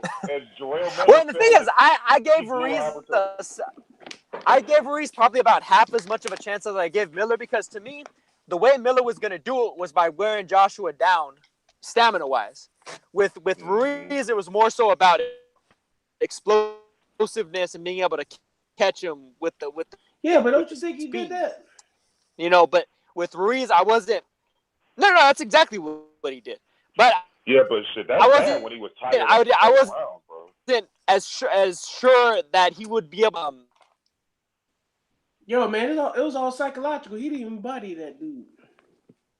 Gerald Miller bullied all of Joshua and the Miller and all that too. Look at how he was treating them in them press. The reason why I didn't have his. My bad, fam. Go ahead. Yeah. Is this mic cutting in and out, Nyota? Yeah. Yeah, your mic cutting in and out, fam. What's his name? Miller? You don't say hear me? Oh shit! Give me. Yeah. I think the fight would have went longer, but Miller, just what I saw, I believe Miller would have beat him too. He wouldn't have knocked him down 4 times. He probably would have dropped him a couple of times, but it would have been later in the fight. Maybe like 10, 11 rounds or something like that, because Ruiz punch harder, especially hooking with Joshua. Like, he just hooked with him. He's more sharper with his inside punches than Gerald Miller is. So I feel like Miller probably would have beat him. It just would have took a little longer, like, because nobody gave Miller a chance. And just like Ruiz, like I mean, there was a couple of people that said Miller probably, but mostly it was all Joshua. It was like 93 to fucking 7% for Miller. And Miller probably would have did the same thing to him, bro. Just in the later part of the fight, probably, because he was tired from the jump. Like he was tired. Yeah. It looked like old girl said in the third round. It looked like he was tired, bro. Like he was gassed, and it was like you shot your load in one round. Like what are you doing? And you already had stamina issues to begin with, so it was just bad from the beginning. Like from the beginning to the end, it was bad for him, man. Sad. Yeah, I enjoyed it though, man. Yeah. No, what I was trying to say, I don't know if you can hear me now. Boy, I was enjoying it, man. I lost my voice and everything, man. I was screaming. I was like, yo. And then I'm the one that called in. I think I started the darn chat, man. No, go ahead, Naoto. What was you saying, bro? Yeah. No, I was saying with Ruiz and Miller. I always felt like Ruiz, it was more of like a puncher's chance in order to be able to catch Joshua with one or two shots to stun him and then start that barrage to finish him, the way that it wound up turning out. But I gave him only, I'd say, probably about half as much of a chance as I was giving Miller, because I felt like Miller ultimately was just going to wear him out round after round, hitting his elbows, hitting his arms, his shoulders, just breaking him down just slowly over time, kind of like you were saying, and being able to stop him late. But I personally gave Miller a better chance than I did Ruiz. So, I mean, he kind of proved me. Well, Ruiz is a player now. He a player. So that's another body that's out there. So how do you think a fight with Wilder would go with Ruiz, or even Tyson Fury?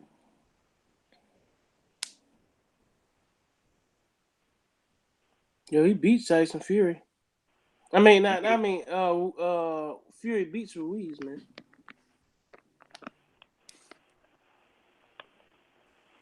You think the same with Wilder? No, he might have a chance against Wilder. Wilder don't keep his distance, but other than that, as long as Wilder keeps his distance and keep his hands up, he'll probably just knock Ruiz out.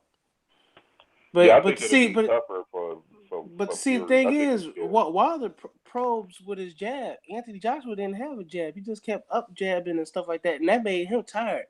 Wilder ain't got that problem. You know what I'm saying? I get you. I mean, the thing that Wilder does better, like in a fight potentially against Ruiz, is the fact that I think he utilizes his reach and his range better than Joshua does. But I mean, I can't say that if Ruiz hits him with those same shots, that Wilder isn't going to be deer-legged too. I mean, from people telling me it's a fiction, I'm like, yo, there was no fiction. Nah, they're crazy. People sign up for that ass whooping. I don't people give a like fuck how that are much you got. crazy, man. People like that are crazy. People telling me it's a fiction. Fix for what? You're gonna hand over like every belt in the heavyweight division to the PBC? Are you serious? Losing that weight. Are you serious? I'm losing that style of fashion. I need that soundbite from Triple G. Are you serious? You serious? That's for all those people that believe that shit. I think Fury, it would be harder for him to all the muscular people in the gym were looking at themselves. Shit, I need to get fat, bro. Bro. Yo, man, all the boxing experts were saying you don't need all the muscles, man. No, you don't though. Like you really don't, bro. Like I said, muscles don't win fights. That's just a fact. No, they don't. Hey, where did he train? Did he train with Mikey? Did he train with Mikey Garcia's camp or Oxford? Nah. Did he train with there? No. He trains with Manny Robles, the guy that Manny. Wow. Hey, whoever game plan they put a beautiful game plan for him to win. Well, the funniest thing though is Manny Robles actually got fired a couple years back by Brazil after Brazil lost to Joshua.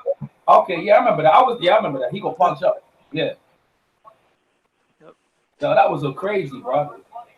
Yeah, Joshua. Finks Art of Boxing say he happy the AJ Wilder thing is over. We think it's over. Yeah, some people lost the war. Yeah, man, it's over, man. That thing. Some people are broke. Some people are broke by that shit. Edge. See people like Edge. Yo, you can't do nothing with him, bro. Yo, man, because they invested so much in taking a dump on Wilder, man. Everything Wilder did, they just took a dump on, man. The Brazil win, every win he had, man, every fight he had, they took a dump on it. That's what happened, though, man. You put negative energy like that in the atmosphere, right? man. And Joshua was just struggling every fight. Eddie Hearn with the whole thing. He needs to fight Eddie Hearn. He brings bad energy. He's the one who put all that shit out there, talking all that smack, and he got his fighter punched up, man. Now, why do you see? Why you see? If you pick the respectable fighter, it'll be fine. But they thought, oh, we're gonna put the easiest guy out there. AJ, look, just turn up and beat him. Let's go home, bro. That's what AJ thought. You know what? It's like Mike Tyson and Buster Douglas. How serious did AJ take this training? He didn't, like, bro. I don't he was think on vacation. He was on vacation. Yeah, he was. What you doing you in don't Miami? put nothing in it, you don't get nothing out of it, man. That's what happens when you ain't dedicated. AJ trying to punch up Eddie Hearn, bro. As no say he's closing down his channel.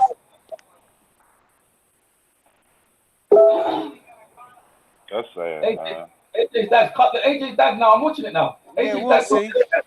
Eddie Hearn. Ed says he's closing down his channel, man. He says his channel wasn't popping in the first place, so ain't no one's gonna miss it. Who you talking about? You talking about the guy that was just on the phone? Yeah, he's playing around. AJ said your channel wasn't popping no way. Well, popping anyway. AJ out here was AJ out here provoking. A lot of them guys are gonna disappear. But now we got the new. I got the new trolls. We got the Ruiz trolls out here. They were on my. Let me go check in the chat because they were on me yesterday night. They were trolling me yesterday. Let me see what I got here. Oh, Hamid, you're back again. Hamid's back again, bro. Bloody Hamid. Man, it's no longer. Do you expect him to leave? It's no longer the unstoppable first beat versus the unremovable object. It's now the unstoppable force versus the very movable object. Real funny, you know. What do you mean movable object? Yeah. No, they don't need. They was like, you ain't going nowhere. You troll. I don't think nobody should shut their channels down. It's just a humbling experience. Of course they are. You gotta eat your cross. Bro, people putting mad statements. Beating Wilder's this, Wilder's that, Wilder's this, Wilder's that. All them people just looking sorry for themselves, man. You know what I'm saying? That dude that was just on the phone said that even though this happened, he felt like Anthony Joshua could still beat Wilder. Like it didn't even matter. Like he didn't even see it. He's crazy. Yo, Dwayne was like, it's upset season. But you know what? I don't think it is upset season because if it was upset season, I think Brazil would have beat Wilder. It started then. Khalil was giving Edge that work, bro. I've never seen Edge back out because Khalil was really, he was putting pure truth in it, and he couldn't deal with it. You know what I'm saying? He couldn't deal with none of that truth. That's why he bailed out. You know what I'm saying? He couldn't deal with none of that. He's in the chat right now. Let me see Edge's in the chat. What's Edge in there? EJ said the channel wasn't popping. Yo, PMC, you're deep enough. PMC, yo, PMC, why you say that to him? Why you wiping up for? Like, yo, that's what you said. You got it on wax. Oh, you have to put it in it. Like, I'm actually saying it live though. But you have to just tell it. Yo, bro, you're causing hurting the guy. The guy's wounded. You're hurting him while he's down, PMC.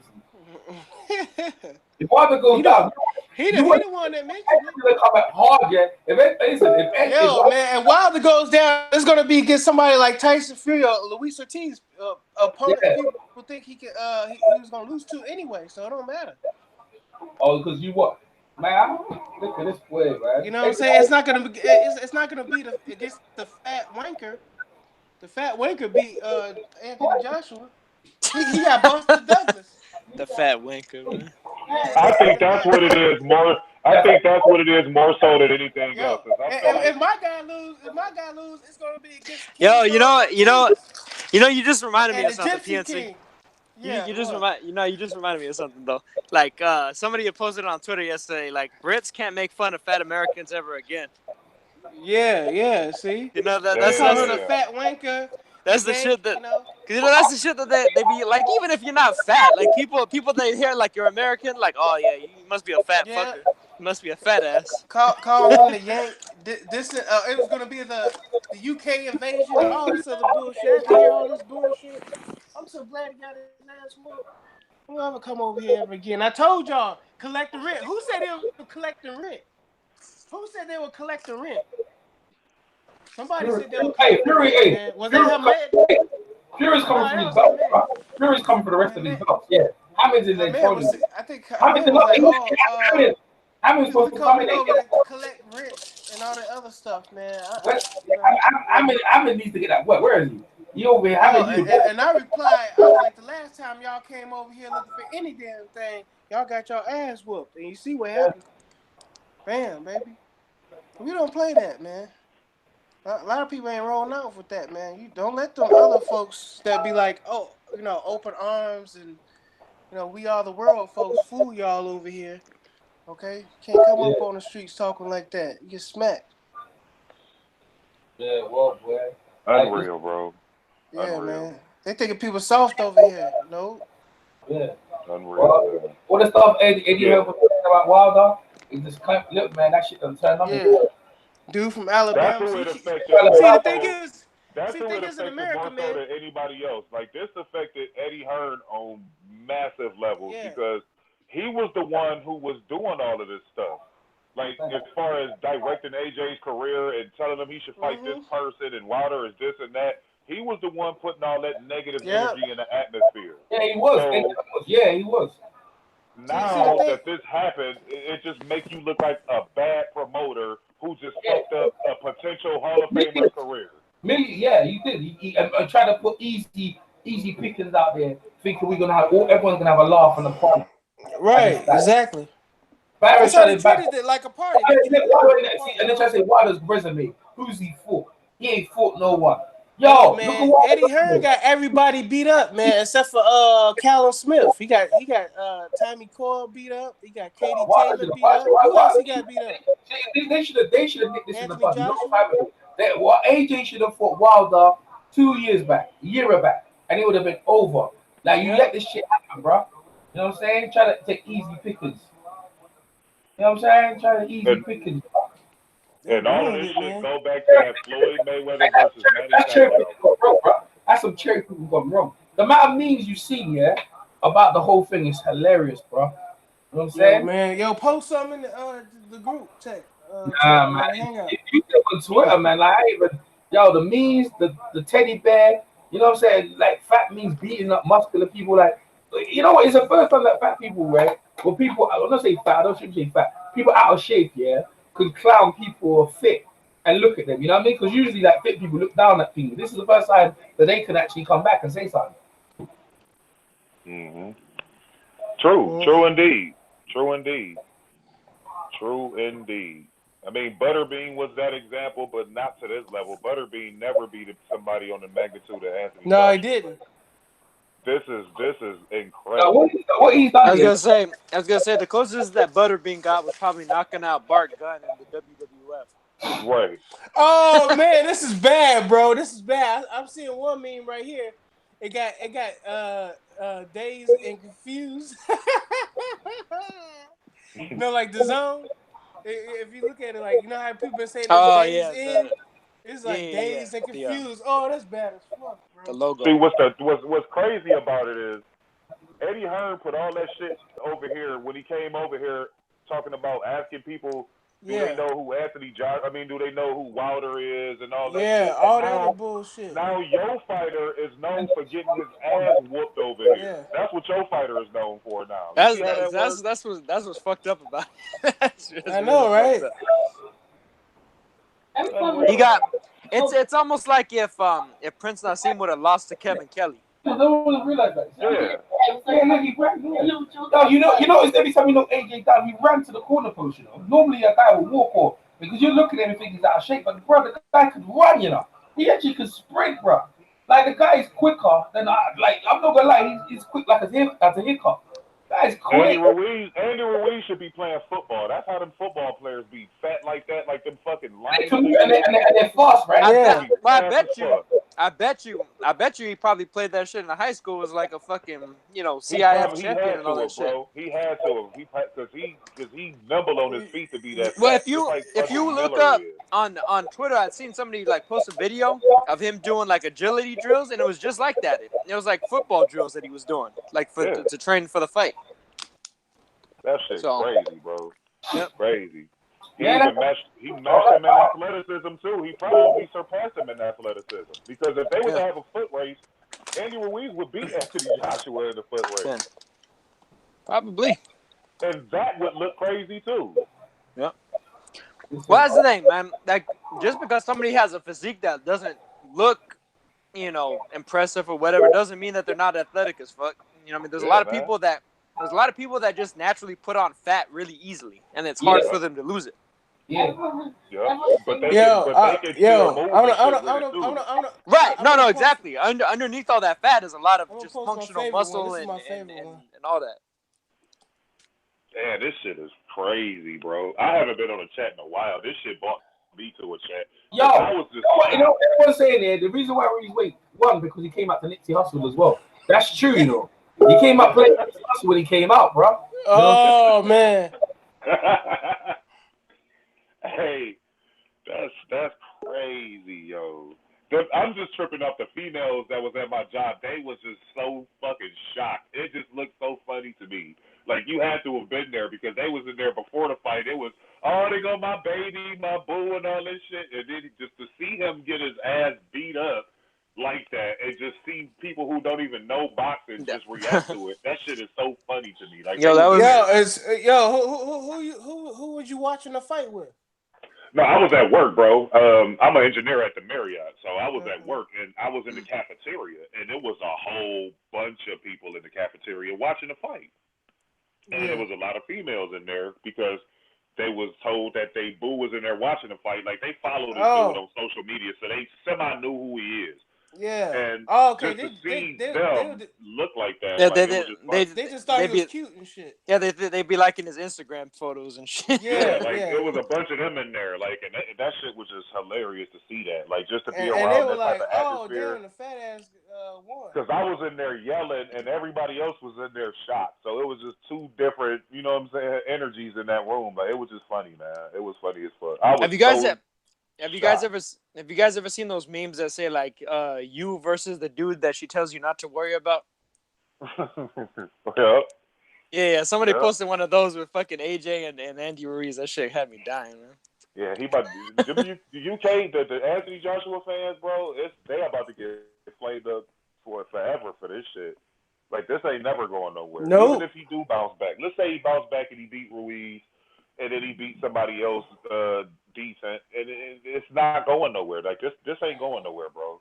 This ain't going nowhere. You can't rectify this shit here. Can't rectify it, bro.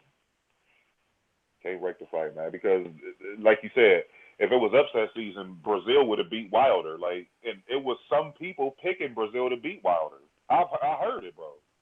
Like, that's one thing about me. I'm all over this YouTube boxing community. I'm all over it, bro. I've heard people say it. And they made whole videos about it. So my video was to put money on Ruiz, man. I said put money on Ruiz.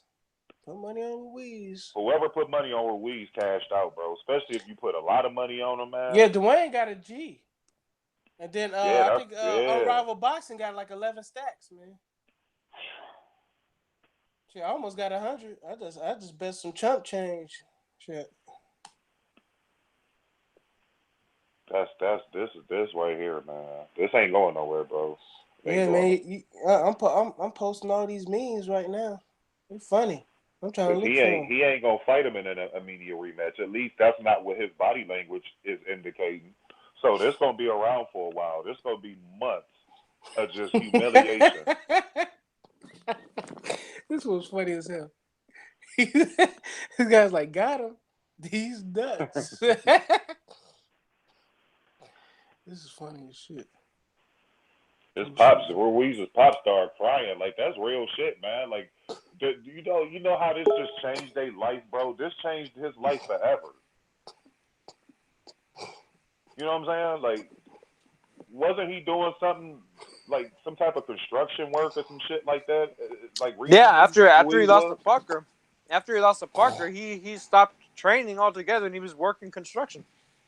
Yeah, so like this shit just changed his life. Just the fight alone, even if he lost, he got like somewhere around $5 million. So now that he won, he about to cash all the way out, bro. Like he can charge whoever the fuck he want, whatever he want. Now he got all the fucking belts. Man, you got all these memes and four. Yeah, if they do have that rematch, supposedly he's entitled to 50-50. Hell yeah, because he won. Like it shouldn't even be that. Like motherfucker, I beat you. I got all your belts. It ain't no 50. That's nothing. true. I want That's 50, true. and we may give you 40. Or and if you but I mean, it's gonna be 70-30.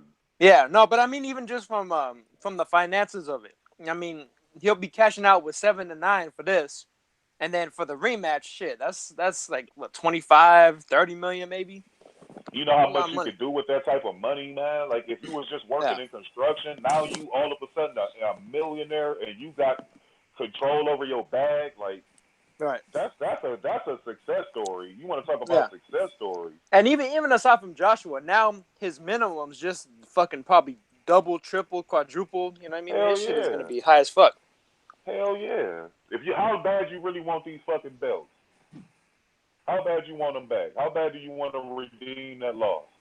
That's what I want right here. I'm in control. I'm the A side now. I think Abner Morales put that on his Twitter. He was like, so who was y'all saying it was the A side? Yeah, I seen that. Like, come on, man. Like, that dude was in here talking his butt off about Joshua, man. I'm like, all right, bro. Like, we'll see, man. Like, I'm light compared to what y'all about to go through. I'm light. Like, I'm actually talking to you, bro. Y'all about to get flamed up. Yeah, man. There's gonna Father's Day is coming up. People gonna be asking what Joshua's getting. Fucking Andy Ruiz JR, all that shit. If people gonna get flamed up, I know I ain't. Cause I ain't no one coming from my No, neck. EJ, you went into the fire. I heard that debate you just had with 78 and all of them. Like I heard that, and you handled yourself with class and dignity, bro. Like, I was proud of you listening to that interview, man. I'm like, that's how you conduct yourself in the fucking interview. You was answering all because they was in there barking on you. Especially what's his name that be yelling all the time? Yeah, Ticket TV. Ticket TV. Oh man, he was in there barking. Yeah, and I'm like, EJ handled that shit like a man, man. Like 99% of them UK fans would never go into that hostile by themselves and do that. None of them. But I think I saw EJ in one of the interviews. Yo, man, that was slick, man. EJ was like, you know, he was dropping them seeds, man. He was like, what was that thing with Leonardo DiCaprio? When you plant that seed, it looked like he was going to diffuse the whole LDBC. He was like, disarm. I called it too. He was slick. I was like, hell. I've seen them both. I've seen them, bro. Like, he was about to diffuse the whole LDBC because he was hinting at, you know, oh man, you know, you shouldn't go so hard. And all this other bullshit. Yeah, they was in there barking on you, bro. So no, I know he was all cool and so I was like, you gotta watch out for EJ. I think all of y'all know who I'm talking about, but they about to get flamed up, bro. Like that, man. The thing is, they know that 78 wasn't having it though. They all eating humble pie right now. All of them eating some humble shit, and like it makes me laugh though. It's like that's what happens when you pick a side, bro. Like when I'm watching boxing, we make up predictions. Whoever loses, you know, you get that word, we roll on. It ain't nothing big, but when you're out here constantly saying this, that, and the third, this guy don't deserve it. He needs to take this. He needs to take that. Blah blah. This guy is dumb. It was ridiculous, bro. You're bombing the whole culture, bro. Like the unnecessary stuff. You know what I'm saying? Like you look like a clown. You know what I'm saying? Like AJ lost, bro. Like I'm from the UK. He lost, and then that's it, yo. You know what I mean? Wilder loses. So what? But the thing is, yeah, then they fought. But the dudes, they put their life like. Hey, that's what you try to talk to Edge. Edge is like, yo, that dude's just talking madness. That's why, like you know, you can't talk boxing with unfair people, bro. You end up get clowned. No, because they gave us so much power, man. That's why it hurts so bad, man. They was talking so much trash about Wilder. He got skinny legs. Yeah. He's a chicken. He's a windmill. He ain't fought nobody. Beyonce. He don't deserve $5 million. He's biggest ever payday. Bro. He's profilate big. AJ probably got more. AJ probably got more celebrities watching him. AJ's more famous from that loss. He got more. EJ, PSC, everybody. What y'all gotta understand is EJ, you've been around for a really long time, man, and you really know your boxing. A lot of these dudes are fans. They're fanboys. So they're not, they'll have some sense when it comes to boxing, but their whole existence is to put negative energy in the air, and they're not looking at it from a real boxing fan's perspective. Yeah, Wilder windmill and he do all that shit, but that's a style. And it's a style that's hard to deal with. Look at Mayorga used to throw similar punches like that. And look at Mike Donna. Like, them dudes, like, that's a style, bro. It's hard to prepare for that style. And then the power to go along with that shit, they don't understand that. Wilder is more technical than people give him credit for, bro. This is what they don't understand. They want to call me a fanboy out of all people. Like, I never defended Wilder. I like him. Like, I defend him as far as him being an American champion. But at the end of the day, I'm not a fanboy of his. I like Anthony Joshua too. I like all of these dudes. And Tyson Fury, even though he went on his little coke binge for a minute. Like, I still appreciated his talent because I saw it for what it was. Like, he's still talented. So I'm not a fanboy of nobody. Like, I just like boxing. You know what I'm saying? It's that simple. Like, I just like boxing. Yeah, dude. All we wanted was to see the fight. That was the negative energy they put out. Yeah, Eddie. I think mainly Eddie Hearn started saying all these things, and then AJ said, "Look, if you want to fight, give me 50 mil, and then I'll definitely take the fight." Bro, the money came and went. You know what I'm saying? Money came and went. You know what I'm saying? So I tell you that card was awkward. The Brits were getting their ass handed to them the whole card though. Yo, Tommy Cole got his ass whooped. Josh Kelly got his ass whooped. Kane Taylor got his ass whooped. AJ got his ass whooped. The only one done the right is Callum. Everyone else got their ass took in that card, bro. And they got robberies as well. Kane got a robbery in that shit, man. Let me see what's saying in the chat. I enjoyed the Edge and Kyle going at it, man. I was like, yo, that's what's up. Because Kyle joke around, bro. You came over. So you can't talk no jive in front of Kyle, bro. Don't be talking your rubbish, bro. I was like, yo, Edge, you ain't gonna get away with it. Because like yesterday, Michael was going at Edge as well. Because Edge likes to argue. But now, like, he realized with you, he said, man, there's no joy. There's no joy, bro. My back's all cut out, bro. You know what I'm saying? Because 98% of that shit was hogwash. 2% of that shit was like, okay. Like, he made some decent points, but it was just like, dude, I'm not about to sit here and listen to you make all these excuses. Like, this man clearly lost on every level, and just be honest, man. That's all I wanted him to do from the jump, is just tell the truth, bro. Like, be honest, man, for once. Once I realized he was a hardcore AJ fan, that's why I started asking him questions to kind of lure him to sleep. And then I was gonna start hitting him because I didn't want to do it off the top and fuck up your broadcast. Like, that's but you, bro, Umar just go straight in. Umar doesn't even hang around, bro. He on that American New York shit.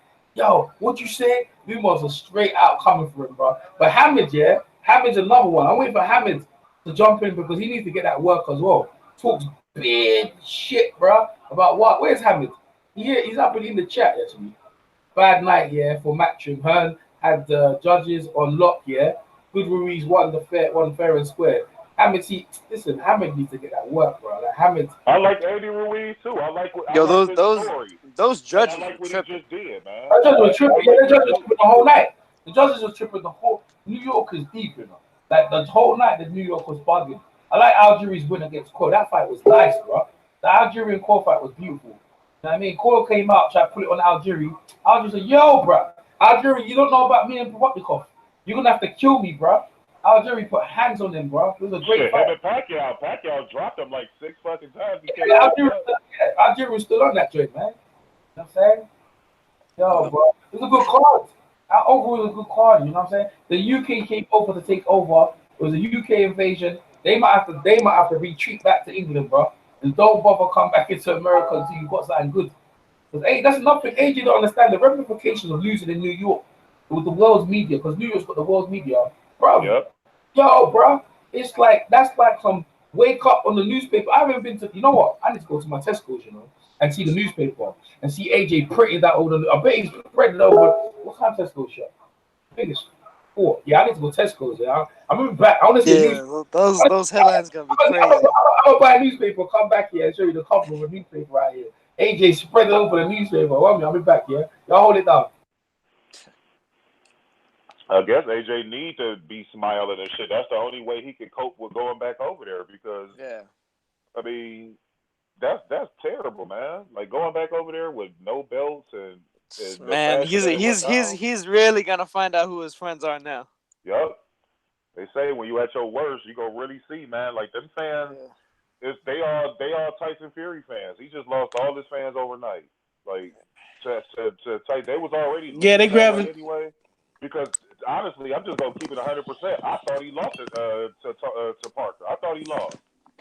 Joseph Parker, I thought beat him to me. He was smothering a lot of his shots, and he was hitting them on the inside like he did a lot of inside grunt work. Like it was dirty. Yeah, I don't remember I thought he beat him.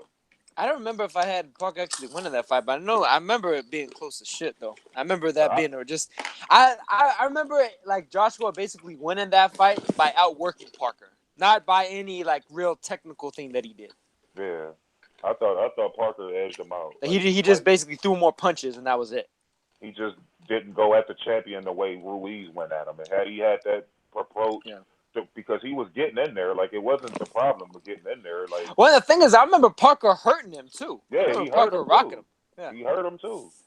That's what I'm saying, man. And then he had Joshua basically befuddled frustrated. He was frustrated the whole fight, man, and he just didn't look right. So from that point, after seeing that shit, I'm like, okay, like this dude is really vulnerable. I thought if he would have caught Vlad a little earlier to his prime, Vlad would have finished him off. Like he would have finished him off, man. He had him beat. He got dropped, and he got up and dropped Joshua, and he had him hurt. He was beating him, and then Joshua came back and of course knocked him out or whatever. But I thought if Vlad was more towards the good end of his prime, he would have finished him off. Like I just think Joshua was rushed to a degree, man. Like he wasn't ready for these type of fights, and then just listening to him throughout his career in interviews and shit, he was always talking about how this guy got more experience than me and this dude, and he just didn't seem like he was carrying himself as a real champion, man, just based off his actions and his body languages in certain fights. Like, yeah, he was tough in the Brazil fight, but he didn't look all that tough in the Gerald Miller stare downs and all that shit. Like, he just looked like he was out of his element mentally. Like, I don't know. I don't know, man. Like, I never really rated him like that, man. Like, I like him and shit. Like, he cool, but I never really rated him yet, man. Like, he ain't ready yet to me. Like, he still ain't. Like, obviously, he got his ass whooped, but... Yeah, it was so embarrassing, man. All these celebrities are pumping him up and shit, man. It's a shame, he fought some man. decent fighters, but, I mean, at what cost? Like, you should be prepared for this moment because you've been anointed so early.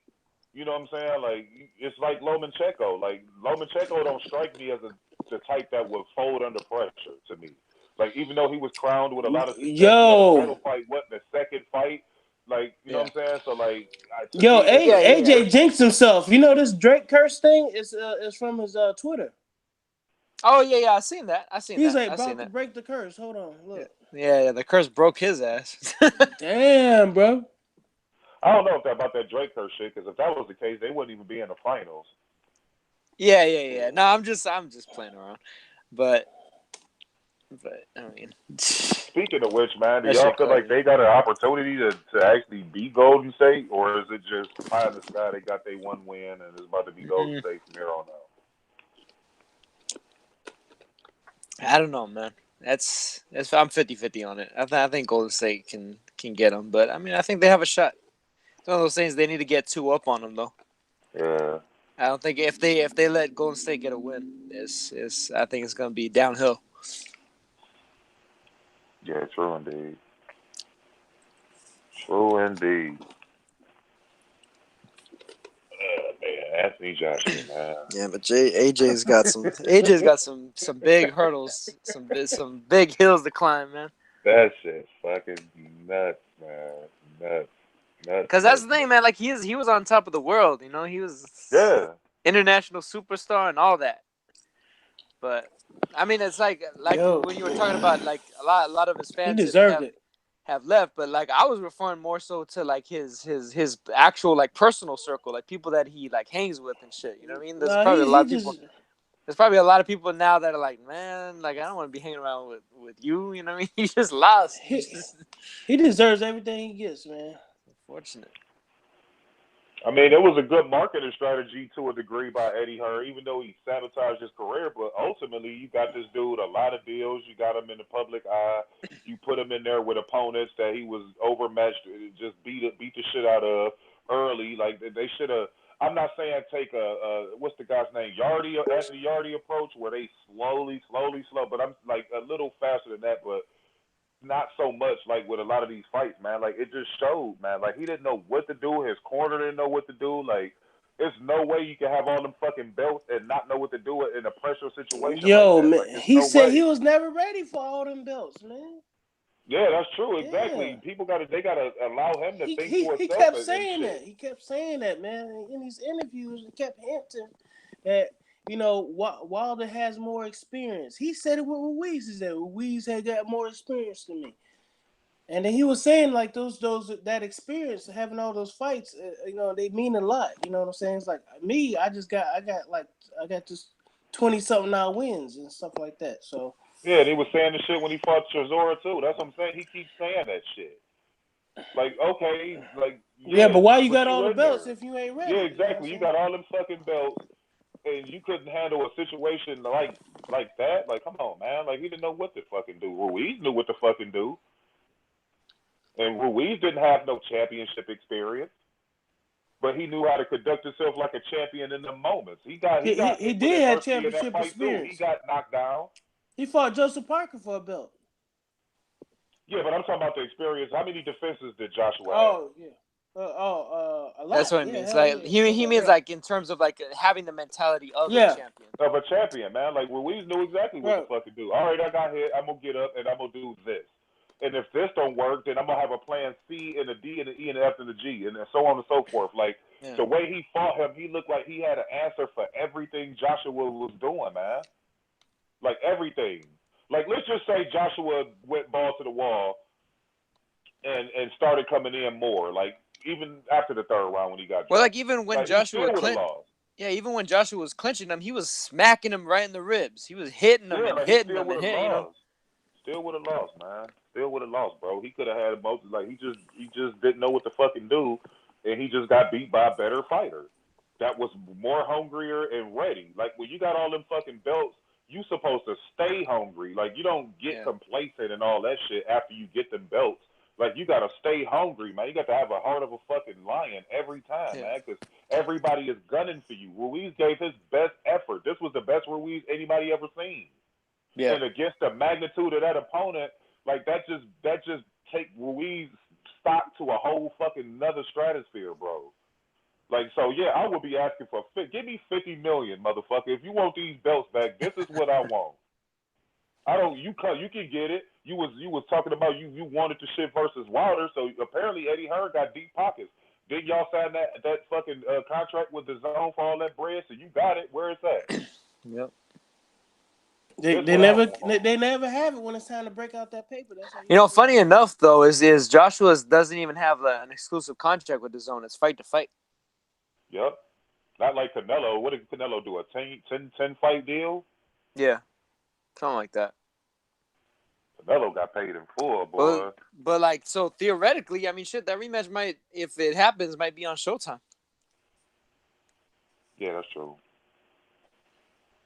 Because it's gonna be all on Ruiz's terms. Yeah. He ain't with the Zone. I would make Anthony Joshua's ass come right back over here, and I would have it in Mexico City or Texas or somewhere over there, Arizona, like anywhere over there, like Staples Center. Staples Center, anywhere on the West Coast. I'm having it over here. First defense, Chris Arreola. Straight away, bro. First defense, Chris. He's gonna get that huge Mexican fan base that's over there. I think, you know what? I actually think that fight gonna be huge. I actually think Joshua's actually bigger now off the loss than he was when he was winning. Because I reckon there's more money in the pot. If you look at Marquez when he lost against Pacquiao, right, at the time of Mayweather, that money, you could never tell us that Mayweather and Marquez fight was going to be 100 mil, right? But because he lost in the circumstances, well, it kind of got in. That's why it kind of get near the 100 mil. You know what I mean? Is it just because Mayweather? No, but people wanted to see the fight so badly. They didn't care. Like, people still want to see AJ versus the others. And I still think they'll pay. No, but the difference though, EJ, is Pacquiao was able to recover from that and get W's after that. We still have yet to see that from AJ. Yeah. I mean, it just happened, of course, but I mean, he still has to do that. Yeah, you're right. Pacquiao proved he could be a force even after getting knocked out. Yeah, you're right. That's a good point. And Pacquiao had been in wars up to that point, so Anthony Joshua ain't never been in them type of wars, so we don't know how he gonna respond to this. Man, he quit. It looked like he quit to a lot of people, but I watch it now. Yeah, he actually was surprised the referee stopped the fight before his body language. But for some reason, the referee was giving an account, and Andy Joshua was on the rope. But his body language, I was listening to Teddy Atlas. It's like he didn't want to be there. He never acted. Well, that's the thing. The ref asked him direct questions about 4 different ones, and he answered none of them. Yeah, there you go. I mean, and so like the ref was like, all right, I guess you don't want to fight. I'm waving this shit off. Like he's like the ref was giving him every opportunity to continue, and he didn't take any of them. Look at Joshua's response to the stoppage. He didn't debate that ref. He was like, all right, cool, shit. We on the same playing field. He was shocked and angry, and then after he just said, all right, fuck it. Yeah, it was like Dwayne said earlier. He was saying that AJ was looking for his corner to throw in the towel so that he didn't have to quit. Yeah. He's like, man, you guys gonna throw in that towel? Yeah, that shit was crazy, man. I mean, watching the fight, that's an exciting fight, man. That's real drama. Man, I mean, just watching how that shit turn around, it's like, yo, even when you think about it, like, there's no way Ruiz could beat AJ. There's no way. Like, there's no one thinking that, but like, that's only like pure boxing breakdown. Even me, I looked at it and said, yo, AJ's just beating him and like thing. But I said AJ might get embarrassed. So the narrative coming in is AJ value goes a few rounds. Ruiz already won already. That's why you should pick that type of opponent. You should pick a proper opponent so you can get your credit. If AJ knocked him out, so what? So I'm saying, you don't get no credit. There's no credit earned in this type of thing, you know. It's just, you know what I'm saying. Yeah, because it's easy for somebody to be critical to discredit it, regardless of the merits of Ruiz beforehand. I reckon at some point AJ enough. Yeah, they miscalculated the shit out of that, man. They picked the wrong guy. Yeah, he gonna have to do something, man. Like, we'll see if he got bounce back game. Like, we'll see, bro. Like, everybody don't recover after they lose that first time, man. Like, some guys just don't have that mental fortitude to bounce back from a loss. Like, and then the magnitude of the loss, and this is on the cusp of what Wilder did. So you got to live up to that expectation. Like, it's too much, man. Maybe it's too much on him, bro. We don't know. We'll see. I don't think he should pick Ruiz as this fight to come back on. I think he should go get him a couple cupcakes to build his confidence back up, and then go in there. If Ruiz got the championship belt still or not, he should still redeem that loss and then go after Wilder. Like, but just to go back to Ruiz immediately, I don't think that that's a smart strategy, man. Because like I said, I don't, just based off what I saw with my own 2 eyes and common sense, I don't feel like he can win the fight. Yeah, there's too many things he has to change. Too in soon. One training camp, it's too much. Way too much shit, bro. Like, you got many ifs. It's like Dogbay getting back in there with Navarrete, man. He went straight back in there and got his ass beat even worse. Yeah. And that fight was on ESPN, right? I just saw that fight. Yeah. But see, that dude knew how to fight tall, though. He was taller than Dogba, so he knew how to fight tall. Like, but I mean, I'm just talking about the style. Like, the style was all I know wrong exactly for what you mean. I know. I'm just saying that, but they were being hard headed. Yeah, Joshua hard headed one at the rematch. He don't fight correctly. Like, I don't know, man. I just don't see it, bro. I don't see it. To get Fury, like, Fury would have really picked him apart. He would have made him look real bad. So yeah, Fury will make you look like shit, man. Because he doesn't care about knockouts and all that stuff. He's going out there to win on points. He'll make you look like a fool. Unreal, man. Unreal. Never seen nothing like it. That's why we watch boxing, man. It's moments like this that just shock. It's just like, this was like, I gotta say it, man. Even though I don't rate Joshua, like I said, like that on that high level like that, but this was the biggest upset loss in the heavyweight division since Tyson Douglas. I mean, just based off what other people said about Joshua. Like, I would compare it more to Louis Rockmire, because the expectations for Ruiz was like nil, just like it was for Rockmire. I would more compare it to that personally, but just I'm basing it off what the general casual consensus. fans, and the general it's consensus. real. Yeah. This was crazy right here, bro. This was crazy. Well, that's the thing, because it's easy for people that have never really like watched Ruiz fight before to just like judge him based off of how he looks. You know what I mean? Like oh, who is this fat fucker? Like he's not gonna do shit. You know? Like, but if you hands on him. Yeah, but if you've seen him before, you see that like, damn, like this guy can punch. He's quick as hell, and you know he's deceiving. Those punches. Somebody recorded the part of the fight from like a side angle who was at the fight, and just to see it on the camera it was just lightning fast punches. Yeah, like, he has speed like a middleweight. Yeah, like he didn't have a fucking chance, bro. A fucking chance. Like the only chance he would have had is if he was to knock Ruiz out, like because he wasn't gonna be in there to stand up to that shit the whole 12 rounds. No way. Because I mean, it's like it's almost like the way that kind of like how Tyson was saying that he was giving Ruiz a really good chance because of the fact that he himself got by in most of his career on his hand speed. Because that type of hand speed at heavyweight is rare. That's like once in a lifetime. Real rare. Yeah. I mean, the only one I can think of really is probably Roy, but Roy wasn't a natural heavyweight like Ruiz and well, I mean, even Ruiz probably isn't like. Well, I mean, if he wasn't, he as chunky as. Yeah, he's been that fat for a long time, bro. Yes and no. He's been that fat for a long time. I mean, he didn't start there, but he's been that fat for a long time. That's true. But I'm happy for him, bro. Like he achieved his goal. Like it was good to see his pops crying because he felt how that shit just changed their life like that, like literally overnight, man. Like, oh yeah, that's I love seeing. Well, I mean, you got to think the guy like fell into a depression. He got dropped by Top Rank. He was working construction. Like he thought his career was probably over a couple years ago. He probably thought, well, this is it. You know, this is my life now. And took that opportunity and seized it, man. Like that's the American dream, bro. Like everybody don't get opportunities big. That was a huge opportunity. Like that's huge. Yo, man, you think people gonna stop hitting the gym? It's probably gonna make them want to hit it even more now because all fat people ain't fighting like no fucking Ruiz, bro. That's a fact. Exactly. Like, they can't fight like that.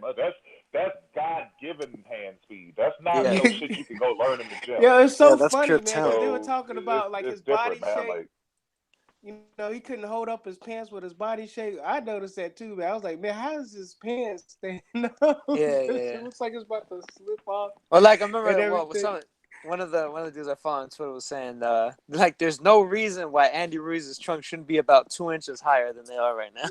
Yeah, it's like because I noticed that too. I ain't saying that. I was like, I don't know how this man keeping his trunks up.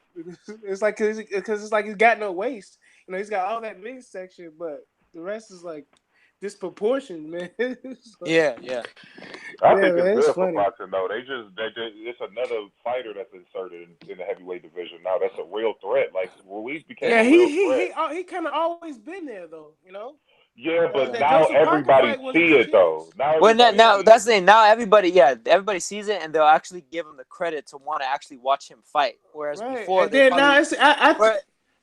I think. Go ahead. I was gonna say, whereas before, I think they would have just written him off. Like, why would I want to watch this fucking guy fight? You know what I mean? They would have just been like, man, I'm so glad he won, man, because it's going to encourage everybody just to pay attention to all these fights, and I think it's going to encourage other guys to go and get in and rumble, man. You know what I'm saying? Everybody got a chance, man. That's what I said. We got to have some tournaments every now and then. Yeah, the guys got to take their chances, man. Fighters got to take more chances. There's too many fighters in too many weight classes that are just like resting on their laurels. You know, they're fine. Right, they're fine. They're fine just being a champion rather than the champion. You know, they're fine just being. It's so many good matchups you can have out there too. Like yeah, there's so many good matchups you can have in the heavyweight division. These guys ain't even fighting each other. I'm like, damn, I would like to see this dude versus that dude. You know, they all names. They all can fight. They ain't fighting each other. Crazy.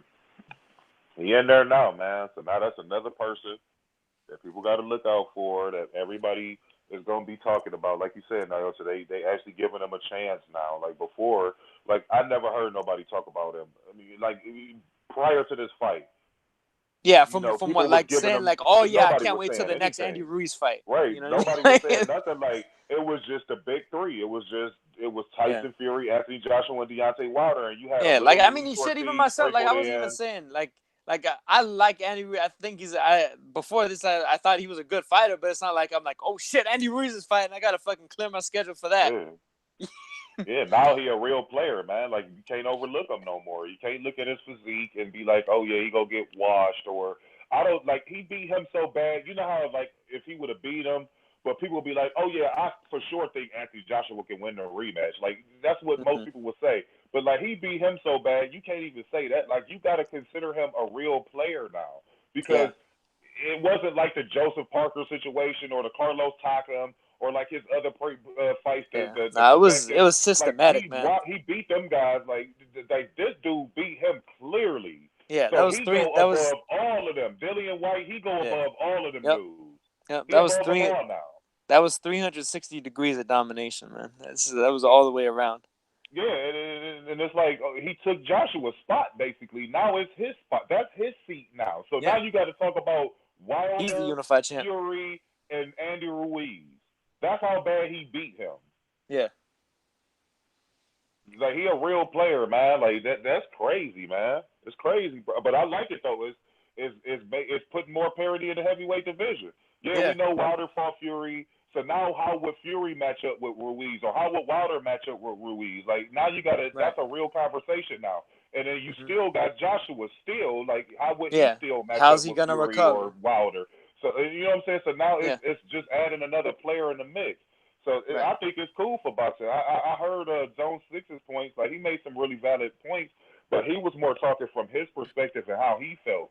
Like generally, I think that it's good for boxing because now it's more parity, man. So now you know what I'm saying. Now all they got to do is just fight each other, and I don't think Ruiz is gonna be no diva like where he gonna be demanding this or that. I think he just want to fight, bro. Like so, I think it's gonna be easy to make fights. Well, I mean, like with him. even just from his overall demeanor, he seems like kind of a quiet guy that, you know, he's real soft spoken, and he's not somebody that I think is gonna be like, oh my god, I'm famous now and I need to go do this and do that. Yeah, he just wants to fight and earn money for his family, and that's it. Yep. And he got the tools to get out there and make shit work, man. So like now we got another player in the games, and I think that's cool, man. Like now it's just like I said, it's up to them just taking the fights and wanting them now, man. Like, but me personally, I don't see AJ taking that fight, like not off the top. Like Eddie Hearn can sit and be the best director all he wants to. I don't think he gonna take it. Like I just don't think it. Like you can say whatever you want to, like to try to clean it up for the PR, but I don't feel like he's gonna take that fight right away. Like everything that he said in the aftermath is just it. Like that's one thing you could judge people off of is when some shit first happened, not when they playing Monday morning quarterback. Like yeah, he gonna say some totally different shit now that he done rested on it and all that. No, when the shit first happened, that's how you know what's really good. Like he don't really want this fight no more, man.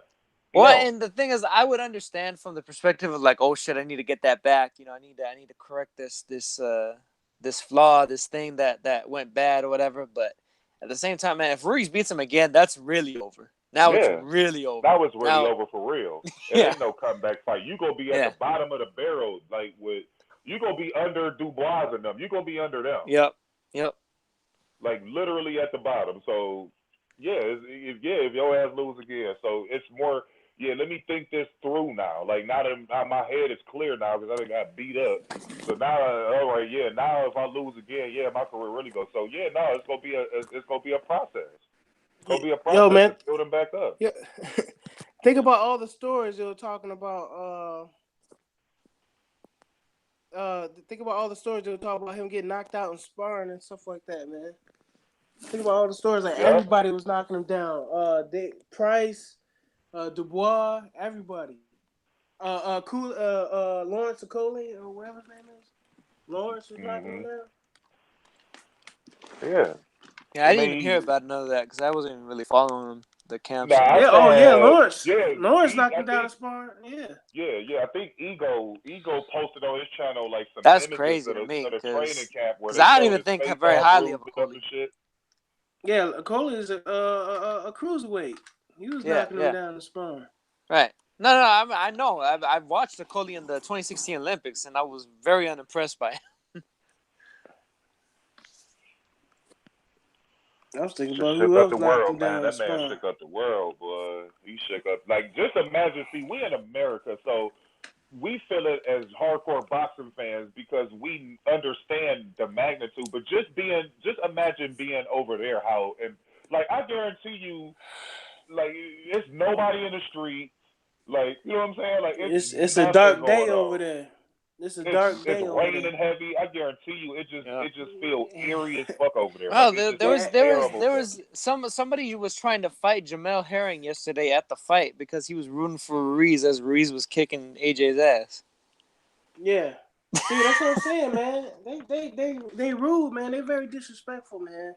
You know, so I'm glad they lost, man. They fans can go somewhere else, man. I can't imagine how that shit feels. That energy is over there right now. Like I guarantee that energy is because cloud. it's elitism. It's elitism. They think they better and stuff. You know, like they drinking the Queen's tea or something like that, which it ain't tea because don't shit grow over there. So they wild, man. You know, they say because it's their mind and makeup that makes them think they better than Americans. Johnny Nelson came over here with that BS. You're like, oh, we're British, you know, we invade everything, and that's what he was saying, man. He was talking reckless. Yeah, but he got to understand, as somebody who boxed before, that and he was like, oh, it's not a high this is the success Madison rate when Square his Garden. fighters This come is over here. historic, but you know, it's at Wembley. We got 90,000. You know, just talking. I'm like, man, I'm so glad they got their ass whipped, man. I'm so happy, man. I told him because what's his name in the hangout was talking about we're coming to collect that rent. No, matter of fact, I got a clip, one of these kung fu clips. So I'll show you how to collect rent. I'm gonna do a video on But that ain't shit. that crazy how they? But like, just think about this for a second. Ain't it crazy how a lot of them view us, but yet they allies in war with us? Like, ain't that some ironic shit?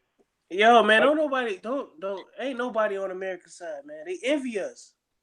Yeah, but when we go to war, that's who we ally with. It's Great Britain, bro. Yeah, but man, I'm telling you, man, you gotta have your own back, man. People just do what's good for them, and they people. That's it.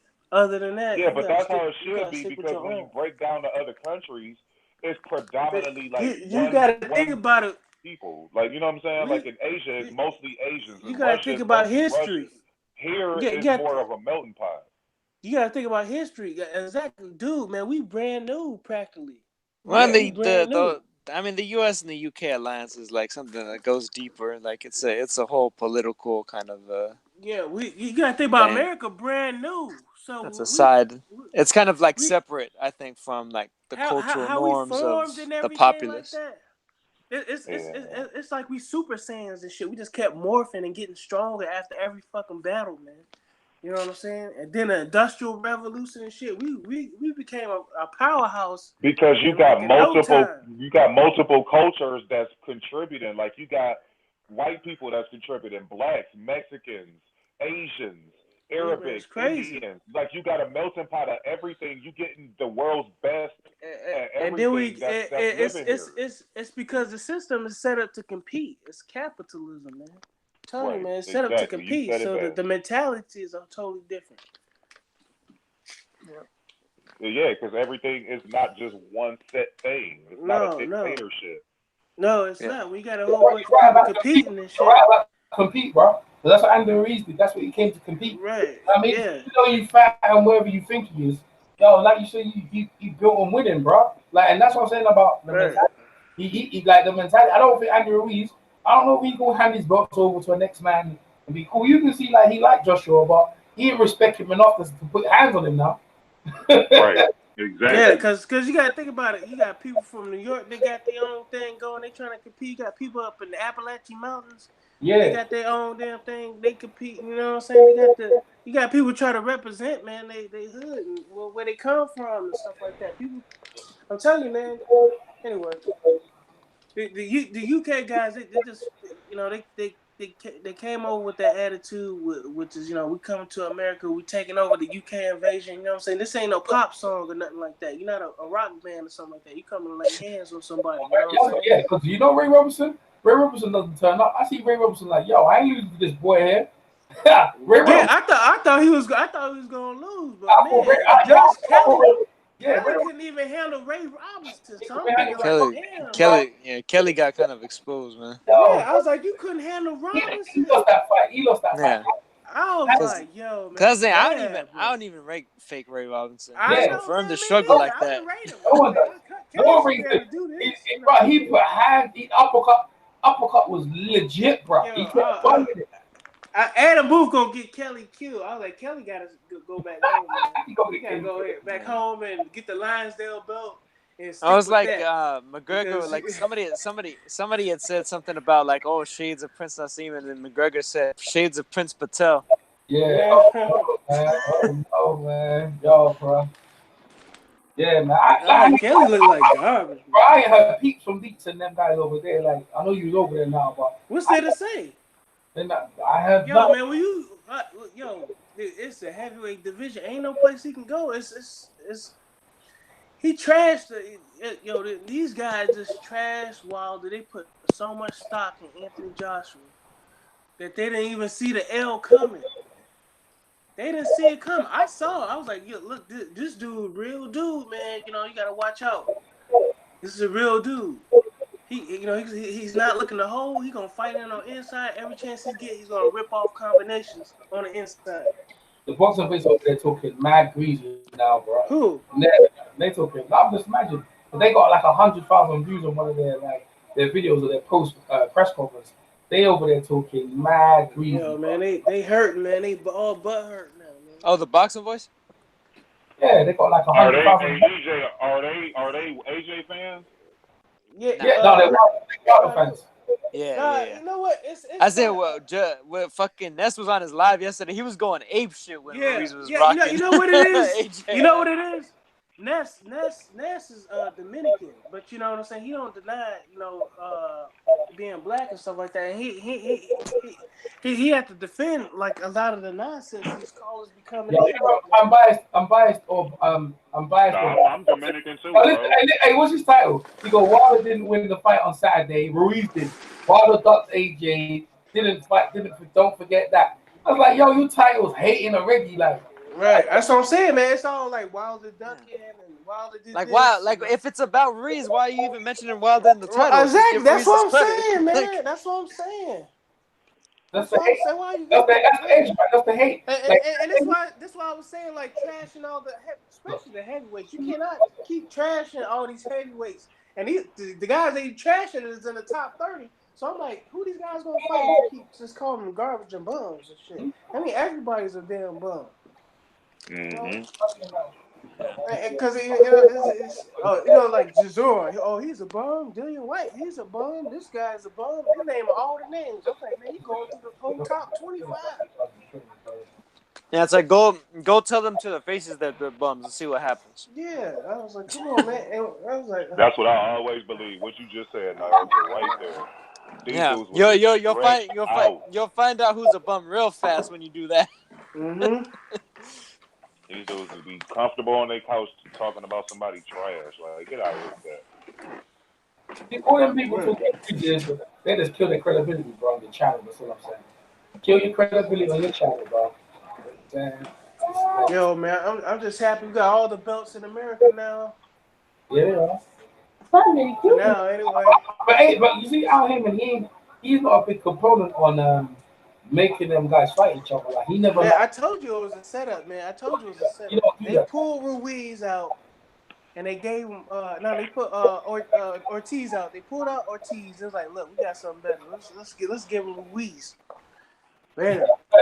They thought Eddie Hunter would take that. Yeah. Fat boy, yeah, we take Fat boy. Yeah. Look at him. He's perfect. We can punch him up and go. Right, we can go punch him up and go home. And that's what Derek Chisora. I don't know if Derek Chisora even seen Andy Ruiz, because a lot of these boxers don't follow each other. And he was like, man, punch this dude up, get him out, let's go. Yeah, that's what they thought. We were gonna punch him up, let's go party. Yeah. Party. I went to the newspapers, right? All the UK newspapers, every one of them, all 9 of them, they ain't cover the fight. Hey, what's the vibe like over there right now. No, they covering they're more important because the Championship League was at the same time. Liverpool versus Tottenham, and they covering it up. Yeah, they're covering that. That's more important. The football's more important. So AJ, remember again, the fight happened in the midnight, so that newspaper was already out. So probably Monday they might put it out on Monday. But now all it's about the Championship League, bro. Oh man, they gonna play it down. That's what they gonna do. They're gonna play it down. Yeah, because they don't want the UK feeling bad. That's what it is. You know what I'm saying? Up front, they don't want it front and center. Damn, man. Clarissa Shields, I was surprised what she said about Katie Taylor. She didn't say nothing really much, man. I thought she gonna say, yeah, there was a robbery and shit. She didn't say nothing. Because she wanna whoop Katie Taylor's ass for herself. Well, they're in a different weight class, man. She's a middleweight, man. Katie Taylor need to move up and go and get an ass whoop. She's a lightweight. She can't move up. Clarissa was killer. She can move up. No, we see, man. Middleweight. I gotta put my phone on charge, EJ. I'm about to get out of here, man. I was gonna ask you, bro. You doing any finals videos or anything? Yeah, I'm gonna do. Yeah, you know that. I'm gonna do finals later on. This is interesting. Everyone's on Drake now to see what because Drake and Draymond arguing and like Nick Nurse and shit. That whole thing, like Drake on the sideline talking mad. Did you see Drake followed Draymond Green's wife on Instagram? What? Real? Yeah, man, that's what Drake does, bro. Like he get into your females, like that's how he fuck with you. Yeah, he started following the Draymond Green's girl. Oh man, shit. If you see her, bro, she pretty nice, man. Draymond, so that's what Draymond's stressed, right? Trying to mess with his head. Yeah, that's how he tried to get in his head, man. I can't see how that could even upsetting when someone follows you on Insta, but it's a new day though. I guess like people take things tight like that. You know what I mean? Draymond Green should follow Drake's son, Adonis. Oh yeah, that'd be crazy. See, there's one thing that had like your what's up with dad's jersey on and all of that. Is he gay or something? Different layers. No. I'm talking Dread. Like that's the shit that Pusha T revealed about Drake that he was hiding a fucking kid. Yeah. He had a bastard son basically. Oh, see. With some porn chick. Yeah. Yeah, that's crazy, man. And seeing that the fact that EJ doesn't even know about that is just a sign of like, you know, they were protecting Drake from that shit because Pusha was about to end his whole that career. was just a bait. That's what people don't know. You don't put all your all into one rap. Like that was the beginning of what he was about to do to him. Exactly. He was about to break his shit down. They had to halt that right away, man. What's his name came in and stepped in there and halted that. He got the videos taken down and all that, all the photos of Drake in blackface, all that crazy shit. That was about to get real ugly, man. Yep. That was about to get real ugly, bro. Mm-hmm. Real ugly for Drake. But we'll see, man. I agree, man. I think it's 50-50. I don't know who because Golden State ain't at full strength, but they still can win a championship with what they have. So it's not like they underdogs all of a sudden. Like you still got the two best shooters in the history of the league and one of the best defenders in the history of the league, and you got one of the best centers currently in the league and Boogie Cousins. So it's not, that they underdogs or nothing, but Toronto pose a different threat, man. The defense, and they fully staffed. Like they got a whole team. They don't have no injuries and shit Golden State can take advantage of like they always do. So it's an evenly matched series, and we'll see, man. But I appreciate you letting me on, EJ, man. I appreciate talking to y'all, PNC, Nyota, man. It was good talking to y'all brothers, man. Back till next time, bro. That's what's up. So we catch you later tonight, right? Huh? Later tonight for the playoffs. Oh, shit, I got Golden State by like 5 or 6 tonight. I think they're gonna pull it out tonight. Okay. All right, cool. Well, if you're around, I'll send you a link. If you're around, then we jump in. Oh, yeah, absolutely, man. Send me one. All right, nice one, Kyle. You take care. All right, Joe. I put another meme up. we probably going to be all day, man. I'm enjoying myself. Let me see. You be putting memes up in the chat. Let me see that one. Now, you got the chat. You got the chat. Oh, you're on your phone. PMC, read some comments from the chat. Yo, man. Yo, PMC's got mad stuff.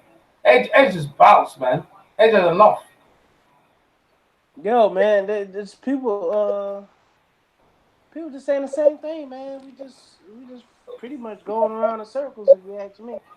Ain't nobody saying nothing in the chat. Nah. Nah, man, chat died off, man. Oh, D Block's in the chat. What's up, D Block? Whoa. Yeah, D Block Express. Yeah, D Block Express in the chat right now. What's up, D Block? I'm about to go get some breakfast. Sure. You bouncing as well?